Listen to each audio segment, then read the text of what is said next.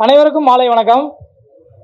இந்த அருமையான மாலை பொழுதை நமக்கு அமைத்து கொடுத்த பிரபஞ்சத்திற்கும் இறைவனுக்கும் வணக்கம் தெரிவித்து நம் முன்னோர்களையும் குலதெய்வங்களையும் வணங்கி இந்த நிகழ்ச்சியை துவங்குவோம். இன்றைக்கி எங்களோட எல்லாரோட வாழ்க்கையிலையும் ரொம்ப முக்கியமான ஒரு நாள். காமு காப்பி, கல்யாணத்துக்கு முன் கல்யாணத்துக்கு பின். நம்ம வாழ்க்கையில் நிறைய பேர் அதை பார்த்துருப்போம், இன்னும் நிறைய பேர் பார்க்க ரெடியாக தயாராகிட்ருக்கீங்க. அந்த அப்படி ஒரு காமு காப்பி அப்படின்ற ஒரு படத்தை நம்ம டைரக்டர் புஷ்பநாதன் ஆறுமுகம் அருமையாக எடுத்து கொடுத்துருக்காங்க.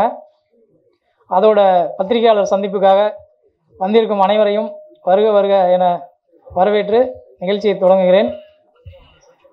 முதலில் படத்தின் இயக்குனர் திரு புஷ்பநாதன் ஆறுமுகம் அவர்களை மேடைக்கலை.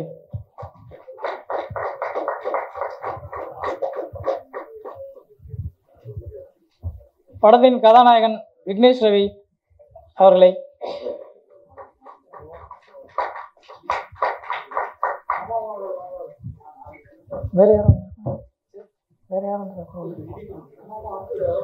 எடிட்டர் அவர்களை அழைக்கிறேன்.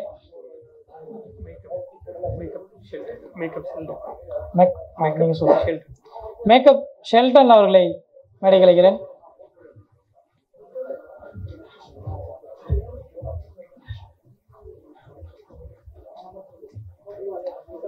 நம் விருந்தினர்கள் திரு கேபிள் சங்கர் அவர்களை மேடைக்கு அழைக்கிறேன். திரு திருமலை முருகேசன் தயாரிப்பாளர் அவர்களை மேடைக்கு அழைக்கிறேன். சென்ட்ரல் மாற்றி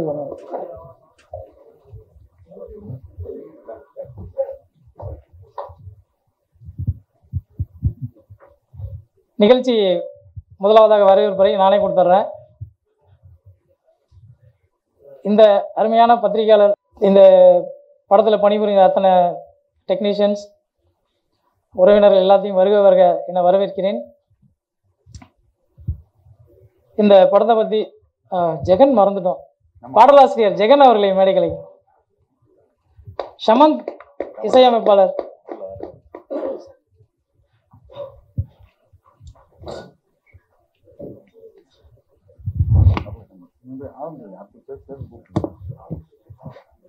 வாங்க.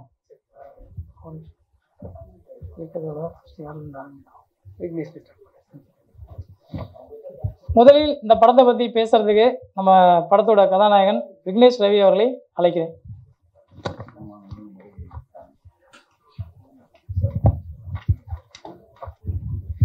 ஓகே, எல்லாருக்கும் வணக்கம். பிரசன்ட் மீடியாவுக்கு நன்றி இங்கே வந்ததுக்கு. காமு காப்பி, கல்யாணத்துக்கு முன் கல்யாணத்துக்கு பின். ஸோ இந்த படத்தில் நான் லீட் ரோலாக பண்ணியிருக்கேன். என் பேர் விக்னேஷ் ரவி. என்னோடய கரியர் 2016 நான் இங்கே ஸ்டார்ட் பண்ணேன். ஒரு ஜூனியர் ஆர்டிஸ்டாக நான் இங்கே ஸ்டார்ட் பண்ணேன் என்னோடய கரியர் ஆக்சுவலி. ஸோ தீரன், நாச்சியார், மாஸ்டர், பேட்டை, தானாக்காரன், விடுதலை, இப்படி நிறைய படங்கள் நான் ஒர்க் பண்ணியிருக்கேன். ஸோ இந்த படம் முதல் படம் எனக்கு. இந்த படத்தில் எனக்கு வாய்ப்பு கொடுத்த புஷ்பநாதன் சாருக்கு ரொம்ப நன்றி. அண்ட் இந்த படம் எனக்கு எப்படி கிடைச்சிதுன்னா, சரண்யா ரவிச்சந்திரன் தான் எனக்கு இதுக்கு முன்னாடி அவங்க முன்னாடி படம் ஒன்று பண்ணியிருந்தோம். ஸோ அதை பார்த்துட்டு சரி ஓகே இந்த கதை நீங்கள் ட்ரை பண்ணி பாருங்கள் நல்லாயிருக்கும் அப்படின்னு சொல்லி சொன்னாங்க. சரி ஓகே ட்ரை பண்ணுவோம் அப்படின்னு சொல்லிட்டு இந்த ஸ்கிரிப்டை வாங்கி படித்தோம். இதுக்கு முன்னாடி நான் பண்ண படங்கள் எல்லாமே ரொம்ப ரக்கடான ஒரு படம். லைக் வெற்றிமாறன் சாரோட படத்தில் விடுதலையை பண்ணியிருக்கேன். ஸோ தானாக்காரன், இந்த படங்கள் எல்லாருமே ஒரு மாதிரி ரொம்ப டார்க்கான ஒரு கேரக்டராக இருக்கும் எனக்கு. ஃபர்ஸ்ட் டைம் ஒரு படம் ஒரு மிடில் கிளாஸ் பையன், சிட்டி சப்ஜெக்ட் அண்ட் ரொமான்டிக்காக இருக்கும் இந்த படம். சரி ட்ரை பண்ணுவோம், நமக்கு ஒரு சேஞ்ச் இருக்கும் அப்படின்னு சொல்லி இந்த படம் ட்ரை பண்ணேன். ஸோ படம் ரொம்ப நல்லா வந்திருக்கு. இந்த கதையில் அன்பு, என்னோட கேரக்டர் நேம் அன்பு. ஸோ அன்பு என்ன பண்ணுறான் அப்படின்னா, இப்போ அன்புன்றது வேற யாரும் இல்லை, நீங்க எல்லாரும் தான் அன்பு. ஏன்னா இந்த கதையில ஒரு பேஷனை நோக்கி ஓடிக்கிட்டு இருக்க ஒருத்தன் தான் லைஃப்ல இருக்க கமிட்மெண்ட்ஸ், பிரச்சனைகள், இது எல்லாத்துக்காகவுமே கண்ட்ரோல் ஆகி அப்படியே இருக்கான் அதே இடத்துல. ஸோ இவன் பேஷனை நோக்கி ஓடி இவன் ஜெயிக்கிறானா இல்லையா அப்படின்றது தான் கதை. இங்கே நம்ம பார்க்குற சொசைட்டியில் எல்லாருக்குமே இந்த ப்ராப்ளம் ஒன்று இருக்குது. ஸோ ஜெயிப்போமா ஜெயிக்க மாட்டோமா, ஸோ வீட்டில் இருக்க ஃபேமிலி ப்ராப்ளம்ஸ், கமிட்மெண்ட்ஸ் இதெல்லாத்தையும் நோக்கி ஓடிக்கிட்டு இருக்கோம். ஆனால் எல்லாருக்கிட்டையுமே ஒரு தனித்துவம் ஒன்று இருக்குது. ஸோ அதை பற்றி டீட்டெயிலாக நாங்கள் டிஸ்கஸ் பண்ணியிருக்கோம். அண்ட் முக்கியமான ஒரு விஷயம், எல்லா கதையிலுமே வந்து எப்பவுமே ஒரு மேல் வச்சு தான் நம்ம கதையை மூவ் பண்ணுவோம். லைக் அவன் கஷ்டப்படுறான், அவன் ஜெயிக்கிறான், ஸோ இவ்வளோ விஷயங்கள். ஆனால் இந்த படத்தில் இன்னொரு விஷயமும் சேர்த்து நாங்கள் ஆட் ஆன் பண்ணி டீப்பாக டிஸ்கஸ் பண்ணியிருக்கோம், ஃபீமேல்ஸை பற்றியுமே. ஸோ பெண்களுமே எவ்வளோ கஷ்டப்படுறாங்க, அவங்க லைஃப்பில் கஷ்டம் நஷ்டம் எல்லாமே இதில் நாங்கள் டிஸ்கஸ் பண்ணியிருக்கோம். ஸோ இந்த படம் வந்து ஒரு புதுவிதமாக இருக்கும்.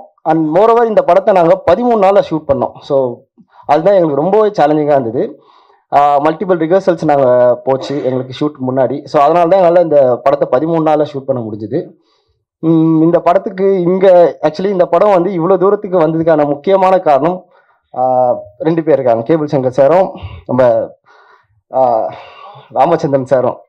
ஸோ ரொம்ப நன்றி சார், நீங்கள் இவ்வளோ தூரம் எடுத்து வந்ததுக்கு. இந்த படத்தை சிங்கிள் ஹேண்டடாக ஒருத்தர் எடுத்துகிட்டு வந்து இவ்வளோ தூரத்துக்கு சேர்த்துருக்காரு அப்படின்னா அது புஷ்பநாதன் ஆறுமுகம் தான், டைரக்டர் தான். கோ ஆர்டிஸ்ட் சரண்யா பற்றி பேசினோன்னா ரொம்ப வருஷமாக எல்லாருமே நம்ம அவங்கள பார்த்துட்ருக்கோம். எல்லா கதையிலுமே பார்த்தீங்கன்னா அவங்க ஒரு மாதிரி கிரேவாக இருப்போம், இல்லை ஒரு அழகிற மாதிரி அந்த மாதிரி தான் கொடுத்துட்ருப்போம். ஆனால் இந்த படத்தில் நீங்கள் கம்ப்ளீட்டாக அவங்கள வேறு மாதிரி நீங்கள் பார்ப்பீங்க. டிஎஸ்கேவும் கூட, டிஎஸ்கேவே ஒரு கிரே ஷேடில் பார்த்துட்டு இருக்க ஒரு பர்சன் இந்த படத்தில் ரொம்ப கலர்ஃபுல்லாக நீங்கள் பார்க்க போகிறீங்க. ஸோ இந்த படத்தை கண்டிப்பாக தியேட்டரில் எல்லாருமே பாருங்கள். இந்த படம் ரொம்ப ஈஸியாக எல்லாருமே கனெக்ட் பண்ணக்கூடிய ஒரு படம். ஸோ அதனால் இது கண்டிப்பாக நீங்கள் பார்த்தீங்கன்னா உங்களுக்கு நீங்கள் இதுக்கு முன்னாடி உங்கள் லைஃப்பில் யாருக்காச்சும் சண்டை போட்டிருக்கலாம், இல்லை லவ் ஃபெயிலியர்ஸ், இல்லை நிறைய பிரச்சனைகள் ஒருத்தவங்கிட்ட மனஸ்தாபம் இருந்திருக்கலாம். ஆனால் இந்த படம் பார்த்துட்டு வந்தீங்கன்னா இந்த படம் வந்து நீங்கள் அவங்கக்கிட்ட நீங்கள் திரும்ப பேசணும்னு உங்களுக்கு தோணும், மன்னிப்பு கேட்கணும்னு தோணும். ஸோ அந்த மாதிரியான ஒரு படம் தான் நாங்கள் கொடுத்துருக்கோம். ஸோ கண்டிப்பாக April 4 இந்த படத்தை நீங்கள் தேட்டர்லேருந்து பாருங்கள். ஒர்க் பண்ண எல்லாருக்குமே ரொம்ப நன்றி. So DOP GM Sundar, music Darshan, editor, அப்புறம் ஷெல்டன், எல்லாருக்குமே, எல்லா டெக்னீஷியன்ஸுக்குமே எனக்கு லைக் இது ஒரு யங் டீமாக நாங்கள் இருந்து இங்கே பண்ணியிருக்கோம். ஸோ எங்களுக்கு கண்டிப்பாக சப்போர்ட் பண்ணுங்கள். ஸோ இதுக்கப்புறமும் பெரிய பெரிய படங்கள் நாங்கள் பண்ணுவோம். ஸோ நீங்கள் தான் எல்லாத்தையுமே சப்போர்ட் பண்ணணும், present media. Thank you. Thank you Vignesh. அடுத்ததாக இந்த படத்தில் ஒரு ரொம்ப அழகான ஒரு பாடல் இருக்குது, எனக்கு ரொம்ப பிடிச்ச பாட்டு. இந்த பாட்டை நாங்கள் பிடிவாதமாக அந்த படத்தில் சேர்க்கணும்னு சொல்லி சேர்த்தோம். எங்களுக்காக தம்பி ஜெகன் வந்து எழுதி கொடுத்தாரு. ஜெகன் எனக்கு எப்படி தெரியும்னா, கேபிள் சங்கர் சார் ஷூட்டில் தான் பார்க்குறப்ப இன்ட்ரடியூஸ் பண்ணி வச்சார், தம்பி தான் ஜெகன் சேட்டு அப்படின்னு. அப்போ முடியெல்லாம் நிறைய வச்சுருந்தார், பயங்கர புரட்சியாளர் போல இருக்குது அப்படின்னு சொல்லி கொஞ்சம் பயமாக தான் இருந்துச்சு அவர்கிட்ட பேசுறதுக்கு. பேசினதுக்கப்புறம் தான் பார்த்தா அப்படி ஒரு குழந்தை, அது லவ் பண்ணுற குழந்தையா மாறிடுச்சு எங்களுக்கு. ரொம்ப அருமையான ஒரு பாடல் கொடுத்த ஜெகனை ஓரிரு வார்த்தைகள். அண்ணன் ராமச்சந்திரன் அவர்களுக்கு நன்றி. ஐயா வைகுண்டருடைய வார்த்தை ஒன்று உண்டு, இல்லறத்தை விட்டு தவம் இல்லை காணி உலகில் அப்படின்ட்டு. இந்த உலகத்தில் வந்து ஒரு தவம் என்னன்னா, கணவனும் மனைவியும் சந்தோஷமாக வாழ்றதுதான் பெரிய தவம். அதை ஒரு தவமாக நினச்சிக்கிட்டாலே இந்த வாழ்க்கை வரமாயிரும் அப்படின்னு சொல்லுவாங்க. அப்படி ஒரு கான்செப்ட் தான் புஷ்பநாதன் எழுதியிருக்காரு. நான் ரொம்ப ஸ்ட்ராங்காக சொல்லுவேன், ரைட்டிங்காக ரொம்ப ஸ்ட்ராங்கான ஒரு படம். புஷ்பநாதன் சார் டைலாக்லாம் எனக்கு உண்மையிலே, ஏன்னா நானும் டைலாக் ரைட்டர், 2-3 படத்துக்கு எழுதிக்கிட்டு இருக்கேன். நம்ம ரொம்ப பொறாமப்பட்டேன், அவ்வளோ அருமையாக ரைட்டிங்காக அவ்வளோ சூப்பராக எழுதியிருந்தார். அதாவது என்னுடைய திருமணத்துக்கு வந்து ஒரு தோழி ஒருத்தங்க, அன்னலட்சுமி அவங்க பேர், அவங்களும் அவங்களுடைய ஹஸ்பண்ட் சுரேஷ்குமார் 2 பேரும் சேர்ந்து எனக்கு ஒரு புத்தகம் பரிசீலித்தாங்க. அந்த புத்தகத்தோட நேம் என்னன்னா, ஆதலால் காதல் செய்வீர். அதில் ஒரு வரி எனக்கு ரொம்ப பிடிச்சிருந்துச்சு. என்னன்னா, அவர் எழுதியிருப்பார் அந்த ரைட்டர், அவரோட பேர் மறந்துட்டு அந்த விஷயம் ஞாபகம் இருக்கு. காதலிக்கும் போது 2 பேரும் சேர்ந்து ஒரு விளக்கு ஏற்றி வைக்கிறாங்க ஒன்னா சேர்ந்து. கல்யாணத்துக்கு பிறகு அந்த விளக்கை அணைச்சிட்டு ஆளுக்கு ஒரு பேட்டரியை கையில் வச்சுக்கிறாங்க. பேட்டரி என்ன பண்ணுது, அடுத்தவங்க முகத்தை மட்டும்தான் பேட்டரியால காட்ட முடியும், தன்னை இருட்டிலே வச்சுக்கிறது அப்படின்னு சொல்லியிருந்தாரு. அதாவது கற்பனை ரொம்ப நல்லா இருக்கு, யதார்த்தம் கசக்குது, கமிட்மெண்ட் கசக்குது. கல்யாணங்கிறது ஒரு கமிட்மெண்ட். அஜித் சார் கூட ஒரு இன்டர்வியூல சொல்லியிருந்தாரு, நீங்க காதலிக்கிறது பெருசு கிடையாது, லைஃப்ல கடைசி வரைக்கும் ஒருத்தருக்கு ஒருத்தர் ரொம்ப அன்பா இருந்து எங்களுடைய காதல் உண்மையான காதல் தாங்கிறத கடைசி வரைக்கும் நிரூபிச்சுக்கிட்டே இருக்கணும், அதுதான் ரொம்ப முக்கியம் அப்படின்னு சொல்லியிருப்பாரு. அப்படி ஒரு விஷயத்த எந்த சமரசமும் இல்லாம ரொம்ப அழகா பேசியிருக்காரு சார். ரொம்ப ரொம்ப சூப்பரான விஷயத்த பேசியிருக்கீங்க. ரைட்டிங்கா சரி, ஆக்டிங்கா சரி பிரதர், நீங்க நல்லா நடிச்சிருந்தீங்க. சரண்யா சொல்ல வேண்டாம், பின்னி இருந்தாப்புல எல்லாருமே நல்லா பண்ணியிருந்தாங்க. அப்புறம் மியூசிக் டைரக்டர் சமன் சார் சூப்பரான ஒர்க் பண்ணியிருந்தாரு. அந்த பாட்டுக்கும், அந்த பாட்டு நிறைய பேர் கேட்டிருப்பீங்கன்னு நினைக்கிறேன், டியூனா ரொம்ப நல்லா இருந்துச்சு. அப்புறம் இது எல்லாத்தையும் அழகாக கனெக்ட் பண்ணுற இருவர்கள், நமக்கு இருவர் மாதிரி ராமச்சந்திரன், கேபிள் சங்கரன். கேபிள் சங்கரன் எனக்கு எப்போதுமே ரொம்ப ஸ்பெஷலான ஆள். பயங்கரமாக மோட்டிவேட் பண்ணுவார். நல்லா இருந்தால் நல்லா இருக்கும் பார், நல்லா நல்லா இல்லைன்னு சொல்லிடுவார். ஆக்சுவலாக அந்த கதை வந்து எழுதும்போதும் இந்த கதையில் பாட்டு கிடையாது, எடுக்கும்போதும் இந்த கதையில பாட்டு கிடையாது, எடிட்டிங்லயும் இந்த கதையில பாட்டு கிடையாது. கேபிள் சங்கரன் தான் அவர் வந்து இதுல ஒரு பாட்டு வந்தா நல்லா இருக்கும் அப்படின்னு சொல்லிட்டு கூப்பிட்டாரு. டைரக்டருடைய உறவினர் வந்து ஒரு மிகப்பெரிய பாடலாசிரியர், லட்சங்கள்ல சம்பளங்கிற ஒரு பாடலாசிரியர். ஆனா அதை தாண்டி இந்த பாட்டை என் தம்பி எழுதுவான், நீ நல்லா இல்லைன்னா நீ வேணா தூக்கிற அப்படின்னு சொல்லி கான்பிடண்டா டைரக்டர் முன்ன கொண்டாந்து உட்கார வச்சாரு. ஓரளவு நல்லா எழுதியிருக்கேன்னு நினைக்கிறேன். மற்றபடி எல்லாத்தையும் சொல்லிட்டேன்னு நினைக்கிறேன். ஒளிப்பதிவாளர், எடிட்டர் எல்லாத்துக்குமே ரொம்ப வாழ்த்துக்கள். விட்டு கொடுக்கறதா வாழ்க்கையில ரொம்ப ரொம்ப முக்கியமானது. அது யாருக்காக விட்டு கொடுக்குறோம் அப்படிங்கிறது ரொம்ப ரொம்ப முக்கியமானது. விட்டு கொடுக்க கெட்டு போறது இல்லைங்க பெரியவங்க சொன்னது, அது உண்மையில ரொம்ப சத்தியமான வார்த்தை. அதனால நம்ம அன்புக்காக எதையும் விட்டு கொடுப்போம், எதற்காகவும் அன்பை விட்டு கொடுக்காம இருப்போம். அன்பே கடவுள். ஐயா உண்டு. நன்றி. Thank you Jagan brother. பெரிய அளவில் நீங்கள் வருவீங்க. இந்த பாட்டு உங்களை எல்லா இடத்துலையும் கொண்டு போய் சேர்க்கும். மிகப்பெரிய ஒரு அங்கீகாரம் உங்களுக்கு கிடைக்கும் நாங்கள் நம்புகிறோம். இறைவன் உங்களை ஆசீர்வதிப்பார். அடுத்ததாக இந்த படத்தோட எடிட்டர் சிவராஜ் அவர்களை பேச அழைக்கிறேன்.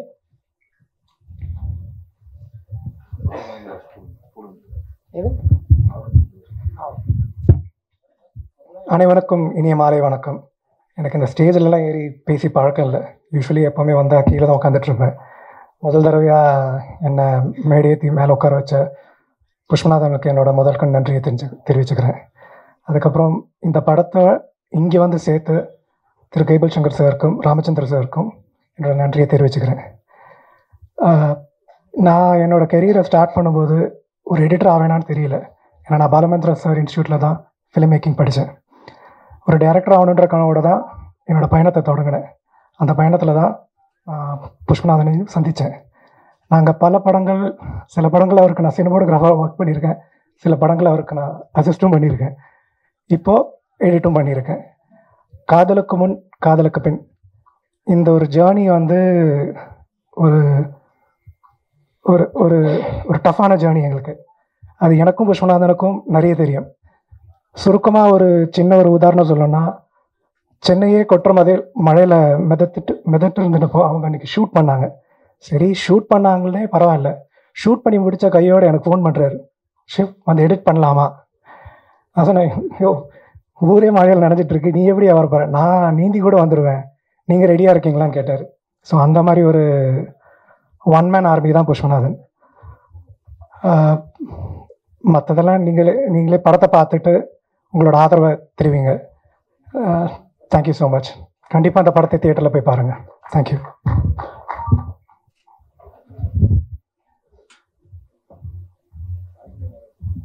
Thank you editor sir. அடுத்ததாக நம்ம காஸ்டியூம் பிரதர், இவங்க தானே makeup, sorry makeup brother, name என்ன? Good evening. நான் செல்டன். இந்த மூவியில் நான் எப்படி ஒர்க் பண்ணேன் அப்படின்றத வந்து லைக் சரண்யாவோட ஒரு 6 வருஷமாக பர்சனலாக ஒர்க் பண்ணிகிட்டு இருக்கேன். ஸோ நான் வந்து வெளியில் ஒரு ஃப்ரீலான்ஸ் மேக்கப் ஆர்டிஸ்ட். ஸோ நிறைய மாடல்ஸ் அண்ட் நிறைய செலிபிரிட்டிஸோட அவங்களோட பர்சனல் ஷூட்ஸ் அண்ட் பர்சனலாக நிறைய பேருக்கு ஒர்க் பண்ணிட்டு இருக்கேன். ஸோ அந்த மாதிரி ஒரு கனெக்டிவிட்டியில் த்ரூ சரண்யா வந்து I got this project. And ரொம்ப அமேசிங்கான டீம் ஆக்சுவலி. ஸோ ரொம்ப கஷ்டமே கொடுக்கல, ரொம்ப லைவ்லியாக போச்சு. லைக் இது இப்படி தான் இருக்கணும் அப்படி தான் இருக்கணும் அப்படிலாம் இல்லாமல், ஒரு வீட்டில் ஒரு ஹஸ்பண்ட் அண்ட் ஒய்ஃப் எப்படி இருந்தால் எப்படி இருப்பாங்க, ஒரு லவர்ஸ் இருந்தால் எப்படி இருப்பாங்க அப்படின்றத பேஸ் பண்ணி போனோம். ஒரு 6 days நான் ஒர்க் பண்ணேன், அதுக்கப்புறமா என்னோட அசிஸ்டன்ட் ஒர்க் பண்ணாங்க. ஸோ ரொம்ப நல்லா இருந்துச்சு உங்களோட ஜர்னி. அண்ட் ஸோ சப்போர்ட் பண்ணுங்க இந்த படத்துக்கு. அண்ட் நாளைக்கு எல்லாருமே தியேட்டரில் போய் பார்த்தீங்கன்னா will be more happy. And thank you so much the entire crew. And Pushpanathan bro, thank you so much Saranya and Vicky. Thank you brother. அடுத்ததாக இந்த காப்பி படத்தோட ஹீரோயின் ரொம்ப முக்கியமான ரோல் பண்ணியிருக்காங்க. அவங்க கெரியர்லேயும் இது மிகப்பெரிய ஒரு ரோலாக இருக்கும் அப்படின்னு நாங்கள் பெருசாக நம்பிக்கை வச்சு எதிர்பார்க்குறோம். திரு சரண்யா ரவிச்சந்திரன் அவர்களை பேச அழைக்கிறேன். ஓகே, எல்லாருக்கும் வணக்கம். ஃபர்ஸ்ட் ஆஃப் ஆல் சாரி, நான் கொஞ்சம் லேட்டாக வந்துட்டேன், உங்களை வெயிட் பண்ண வச்சுட்டு மன்னிச்சுங்க, டிராஃபிக்கில் மாட்டிக்கிட்டதுனால தான். இங்கே வந்ததுக்காக உங்கள் எல்லாருக்கும் பெரிய தேங்க்ஸ். கண்டிப்பாக படம் பாருங்கள், பார்த்துட்டு நீங்கள் உங்களுக்கு பிடிச்ச மாதிரி எழுதிடுவீங்க. அதுக்கு முன்னாடி எங்கள் டீமுக்கு நான் வந்து ஒரு பெரிய தேங்க் பண்ணணும்னு நினைக்கிறேன். நான் இயக்குனர்கிட்ட ஆரம்பிக்கிறேன். அவர் கூட நான் 2 ஷார்ட் ஃபிலிம் ஒர்க் பண்ணேன். அவர் ஏதோ ஒரு கான்ஃபிடென்ட் வச்சு சடனாக இதை நீங்கள் பண்ணால் நல்லாயிருக்கும்னு சொல்லிட்டு நாங்கள் ஒரு டீமாக எஃபர்ட் போட்டு ரிஹர்சல் ப்ராப்பராக பண்ணி ஒரு ஸ்டேஜுக்கு அப்படியே படத்தை கொண்டு வந்து முடிச்சிட்டோம். ஓகே, படம் முடிச்சிட்டோம், ஆனால் அதை நாங்கள் எப்படி ரிலீஸ் பண்ண போகிறோம் அப்படின்னு ஒன்று இருக்கும்ல. ஸோ எங்களுக்கு ஃபுல் சப்போர்ட் ஆனது கேபிள் சங்கர் சார் தான். ஸோ இயக்குனருக்கு வந்து ரொம்ப வருஷமாக சார் தெரியும், அதனால அவரோட சப்போர்ட்டிவ்ல ஒரு வழியாக கொண்டு வந்துட்டோம். அப்புறம் என் கூட ஒர்க் பண்ணவங்க விக்னேஷ் ரவி, விக்கி, செல்டன், டிஎஸ்கே, பிரியதர்ஷினி, நாங்கள் எல்லாருமே ஒரு விஷயம் மட்டும்தான் நினச்சோம். ப்ரொஃபஸர் இயக்குனர் சார், அதான் புஷ்பநாதன் சார் வந்து இதுதான் நம்ம படம், இதுதான் பண்ண போகிறோன்றதை எங்களுக்கு சொன்னதில் புரிஞ்ச ஒரு விஷயம் கொண்டு வந்தோம். எனக்கு பர்சனலாக இந்த படம் எப்படின்னா, நான் இது வரைக்கும் என்ன நீங்களாம் பார்த்துருப்பீங்க, எப்போவுமே டல்லாக அழுக்கா அப்படியே இருப்பேன். பட் என்ன ஃபஸ்ட் டைம் இப்படி ஃப்ரெஷ்ஷாக இப்படியும் காமிக்க முடியும்னு காமிச்சதுக்காக ரொம்ப நன்றி இயக்குனர் சார். அப்புறம் இன்னொரு விஷயம் என்னன்னா, நிஜமாவே இந்த படம் நடிக்கும் போது தெரில கல்யாணத்திற்கு பின் அப்படிங்கிறது, கல்யாணம் ஆனதுக்கு அப்புறம் சில டயலாக்ஸ்லாம் நமக்கே லைஃப்ல இருக்கும். கல்யாணத்துக்கு முன்னாடி அப்படி சொன்னீங்க, இப்போ இப்படி சொல்றீங்க அப்படிலாம் நமக்கே இருக்கும். ஸோ ரியல் லைஃப்ல கனெக்ட் பண்ணிக்கிற மாதிரி நிறைய டைலாக்ஸ் எழுதிருக்காரு அப்படிங்கிறத நான் எக்ஸ்பீரியன்ஸ்ல என்னால் ஃபீல் பண்ண முடியுது. உண்மையாக அது ஒரு விஷயம்.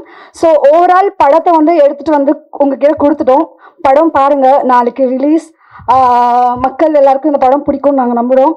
ஓவரால் சாருக்கு அண்ட் எல்லாருமே டீமுக்கு, எங்கள் எடிட்டர் பேசுன மாதிரி தர்ஷன், மியூசிக் டைரக்டர், ஓவரால் எங்கள் டீம் எல்லாத்துக்குமே வந்து நான் விஷ் பண்ணிக்கிறேன். நம்ம சேர்ந்து ப்ரே பண்ணுவோம், நல்லதே நடக்கும். Thank you all. பிரசன்ட் மீடியா நான் திருப்பி உங்ககிட்ட கேட்டுக்கிறேன். எனக்கு தெரிஞ்ச நிறைய சாருங்க மேம்லாம் இங்கே இருக்கீங்க. ஸோ வந்து நான் ஏற்கனவே சொன்ன மாதிரி அழகழகான கேப்ஷன் போட்டு இந்த சின்ன டீமை அழகாக சப்போர்ட் பண்ணி கொண்டு வந்துடுங்க. நீங்கள் கண்டிப்பாக அதை பண்ணுவீங்க நம்புகிறேன். Thank you so much. தேங்க்யூம்மா. அடுத்து நம்ம அழைக்கிற ஒரு உங்கள் எல்லாருக்கும் ரொம்ப பரிச்சயமான ஒருத்தர் திரு கேபிள் சங்கர் அவர்கள். சாரை பற்றி சொல்லணுன்னா நிறைய சொல்லிகிட்டே போகலாம், உங்களுக்கும் நிறைய தெரியும். இந்த படத்தில் அவரோட பார்ட் என்ன அப்படின்னு பார்த்தீங்கன்னா, இந்த படத்தை பார்த்துட்டு ஒரு ஷார்ட் ஃபில்ம் ஒரு சின்ன படம் ஒன்று இருக்குது, நம்ம பார்க்கலாமா அஜி அப்படின்னாரு. பார்க்கலாங்க அப்படின்னு சொல்லிட்டு பார்த்தோம். பார்த்துட்டு இந்த படம் என்ன பண்ணலாம் ஜி அப்படின்னு நாங்கள் ஒரு டிஸ்கஸ் பண்ணப்போ, இது கட்டாயம் இது வந்து ஒரு பெரிய ஒரு நல்ல ரீச் தேட்டருக்கு கொண்டு போகிற ஒரு கண்டென்ட்டாக இருக்குது, எதாவது பண்ணலாம் ஜி அப்படின்னு சொல்லி டிஸ்கஸ் பண்ணி, இவ்வளவு முன்னெடுப்புக்கும் காரணம் அவர் தான். இன்றைக்கி இங்கே வந்து இந்த படம் நிற்கிது அப்படின்னா அதுக்கு ஒரே ரீசன் அவர் தான். இந்த படத்தை பற்றி அவர் நிறைய பேசணும். வாங்க கேபிள் சங்கர் சார். எல்லாருக்கும் வணக்கம். வழக்கமாக எப்போவுமே சின்ன சின்ன படங்கள்லாம் பார்த்து ஏதாவது தேடி கண்டுபிடிச்சி உங்கள்கிட்ட நிறைய படங்களை கொண்டு போய் சேர்த்துருக்கேன். அதே போல் இந்த படத்தையும் ஒரு சின்ன படமாக பார்க்கல. எல்லா படமும் நல்ல படம் தான், சின்ன படம் தான், பெரிய படம் தான், ஓடுறதை வச்சு தான் பெரிய படம் சின்ன படம்னு சொல்கிறாங்க. ஸோ அடிப்படையாக புஷ்பநாதன் வந்து ஷார்ட் ஃபிலிம் டைரக்டரெல்லாம் தெரியறதுக்கு முன்னாடி கிட்டத்தட்ட ஒரு 2013-14 தெரியும் தம்பியை. தம்பி வந்து முதல்ல ஒரு ஷார்ட் ஃபிலிம் பண்ணார், நாய் சேகர் அப்படின்னு. அந்த ரைட்ஸ் நீ கேட்கலாம், முன்னாடியே வச்சுட்டேன். அந்த ஷார்ட் ஃபிலிம் பார்த்துட்டு எனக்கு கெஸ்ட்டாக கூப்பிட்டார். அந்த டைமில் ஒரு காலேஜில் ஒர்க் பண்ணிட்டு இருந்தார். அந்த டைமில் பார்த்துட்டு அதில் கரெக்ஷன் தான் சொல்லி, அதுக்கப்புறம் வந்து நிறைய குறும்படங்கள் கொஞ்சம் கொஞ்சமாக எடுக்க ஆரம்பித்தார். அப்போ நான் என்னுடைய படம் ஃபஸ்ட்டு படம் ஸ்டார்ட் பண்ணும்போது என்கிட்ட அசிஸ்டண்ட்டாக சேரத்துக்கு வந்தார். அந்த டைமில் என் படம் ஸ்டார்ட் பண்ணுறது கொஞ்சம் லேட் ஆனதுனால உடனடியாக நான் வந்து உங்களெல்லாம் ஒர்க் பண்ண முடியாதுன்னு சொல்லிட்டு கோச்சிட்டு போயிட்டார். கோச்சிட்டு போல பாவம், அவரால் ஒர்க் பண்ண முடியல. அந்த டைமில் கொஞ்ச நாள் கழிச்சுட்டு நான் படம் ஸ்டார்ட் பண்ணேன். அவர் வேலைக்கு போய் ஜாயின் பண்ணிட்டார் ஒரு இடத்துல.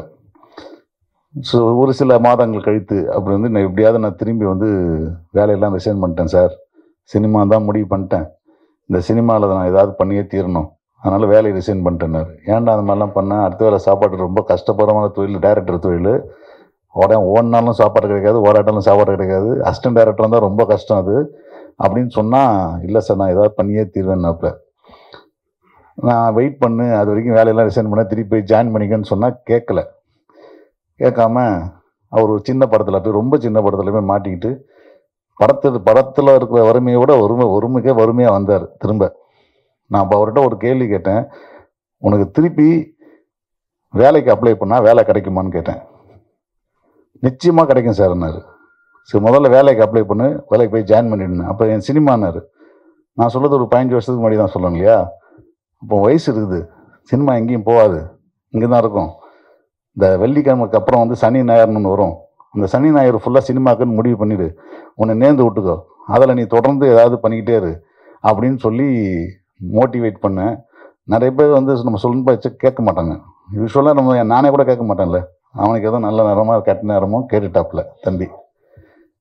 கேட்டதுனால அவர் போய் ஒரு காலேஜில் ப்ரொஃபஸராக ஜாயின் பண்ணிட்டாரு. ஜாயின் பண்ணதுக்கப்புறம் வந்து உண்மையாகவே வந்து டெடிக்கேஷனாக ஒவ்வொரு சனிக்கிழமை வெள்ளிக்கிழமை ஞாயிற்றுக்கிழமையில் சினிமாவுக்காக மட்டுமே தொடர்ந்து வேலை செஞ்சுட்டு வந்த ஒரு அசிஸ்டன்ட் டைரக்டராக இருந்தார் அவர்.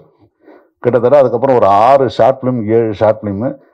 நான் புஷ்பநாதன் ஆறுமுகம்ன்ற ஒரு பையனை நாய் சேகர்ன்ற ரொம்ப அமைச்சரான ஒரு ஷார்ட் ஃபிலிமில் ஆரம்பித்து கொஞ்சம் கொஞ்சமாக அவருக்குன்னு ஒரு ஃபிலிம் லாங்குவேஜை கற்றுக்கிட்டு அதில் வந்து மியூசிக் வீடியோ பண்ணி அப்புறம் வந்து அட்வர்டைஸ்மெண்ட்ஸ் பண்ணி நிறைய விஷயங்களை கொஞ்சம் கொஞ்சமாக அடுத்தடுத்த லெவலுக்கு வந்தார்.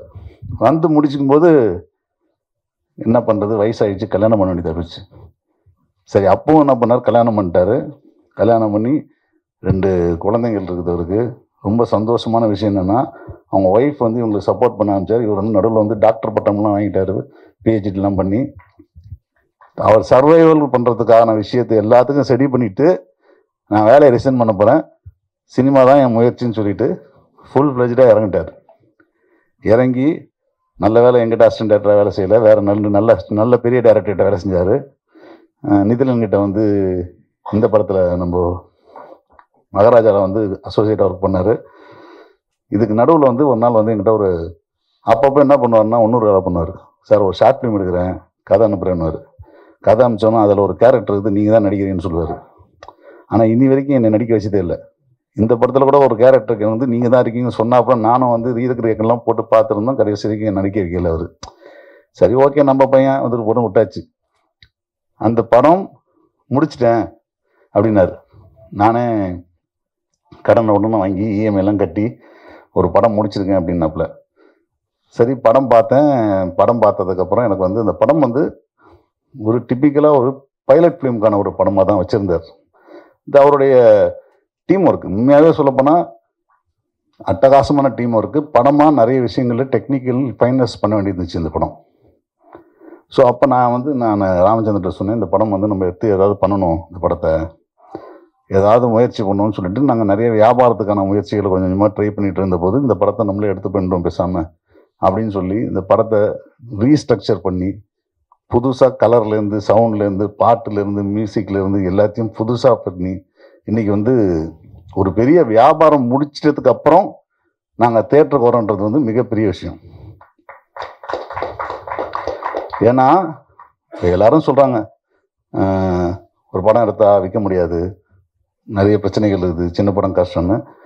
ஃபார்ச்சுனேட்லி கடவுள் அருளால் நாங்கள் தொடர்ந்து நிறைய படங்கள் இந்த மாதிரி ஏதாவது ஒரு சின்ன சின்ன வியாபாரங்கள் பண்ணி முடிச்சுட்டு தான் தியேட்டருக்கே வரோம். அந்த மாதிரி இந்த படம் வந்து அது மாதிரி டிஜிட்டல் முடிஞ்சிருச்சு, எஃப்எம்எஸ் முடிஞ்சிருச்சு. இந்த திருமலை சாரோடைய ஆடியோ கம்பெனி வந்து ஆடியோ வாங்கினாங்க. இப்படி ஒவ்வொருத்தரும் இந்த படத்தோட குவாலிட்டி படம் பார்த்துட்டு அவங்களுக்கு பிடிச்சி போய் வாங்கினாங்க. இப்போ தியேட்டர்கள் இருக்குது, தியேட்டர்கள் கொண்டு வரணும்னு முடிவு பண்ணிட்டோம். ஸோ இப்போ அதுக்கப்புறம் பாட்டு போடணும்னு முடிவு பண்ணோம். பாட்டு தேவையா வேணாமான்னு பெரிய பிரச்சனைலாம் ஓடிச்சு. அதையெல்லாம் தாண்டி பாட்டை போட்டுட்டோம். அடுத்து இந்த படத்தை நாங்கள் நிறைய பேர்கிட்ட காட்டுட்டு இருக்கும்போது ஒரு விஷயம் கேட்டேன். நான் கூட வந்து நம்ம புஷ்பநாதன் கேட்டேன், உங்கள் படத்தில் ஷார்ட் ஃபிலிம்லேருந்து எல்லா படத்துலையும் வந்து சரண்யாவே ஹீரோயினாக போட்டுட்டு வேறு ஹீரோயினா உனக்கு தெரியாதா அப்படின்னு கேட்டேன். அவங்ககிட்ட கேட்டேன்ல, நான் அதெல்லாம் கேட்டுறேன். இருந்தாலும் என்னென்னா எனக்கு உண்மையாகவே சரண்யாவுடைய திறமை மேலே மிகப்பெரிய மதிப்பு இருக்குது. ஏன்னா நம்ம ஊரில் வந்து குக்கிராமத்தில் இருக்கிற படம் எடுத்தால் கூட அன்சிகா மோதிமனை சிவப்பாக இருக்கிறவங்க மட்டும்தான் ஹீரோயினாக போட்டு அவங்களுக்கு கருப்பு பெயிண்ட் அடித்து தான் படம் பார்த்துட்ருக்கோம். அது வந்து தொடர்ந்து அது வந்து பழகி போச்சு. ஏன் நம்ம ஊர் பொண்ணு மாதிரியே இருக்கிற ஒரு பொண்ணுக்கிட்ட நல்ல நடிப்பு இருக்கிறவங்ககிட்ட நந்திதா தாஸை கூப்பிட்டு வந்து இந்தியிலேருந்து நடிக்க வச்சு சிவப்பாக்கி நம்ம படம் எடுத்துகிட்ருக்கோம். ஆனால் நம்ம ஊரில் நந்திதாசமே நடிக்கிறதுக்கு ஆள் இருக்கும்போது அவங்கள பயன்படுத்துறதில்லை. ஸோ எனக்கு அது வந்து ரொம்ப அந்த வருத்தம் வந்துச்சு. சரண்யா டிசர்வ்ஸ் பெட்டர் பிளேஸ் இன் தமிழ் சினிமா. அது வந்து நான் ரொம்ப நாளாக சொல்லிகிட்டு இருக்கிறது தான், இன்றைக்காக நான் சொல்லவே இல்லை. இந்த படம் வந்து I was very happy. Fortunately என்னென்னா இந்த படம் பார்த்தோன்னா நான் சரண்யாவுக்கு ஃபோன் அடித்து சொன்னேன், நீ இவ்வளோ நல்லா எமோஷ்னலாக ரொமான்டிக்காக ரொம்ப அழகாக க்யூட்டாக ஒரு படம் பண்ணியிருக்காருன்னு. ஏன்னா ஐடியில் வேலை செய்கிற பொண்ணுன்னா இந்த மாதிரி இவங்க மாதிரி இருக்கக்கூடாதா?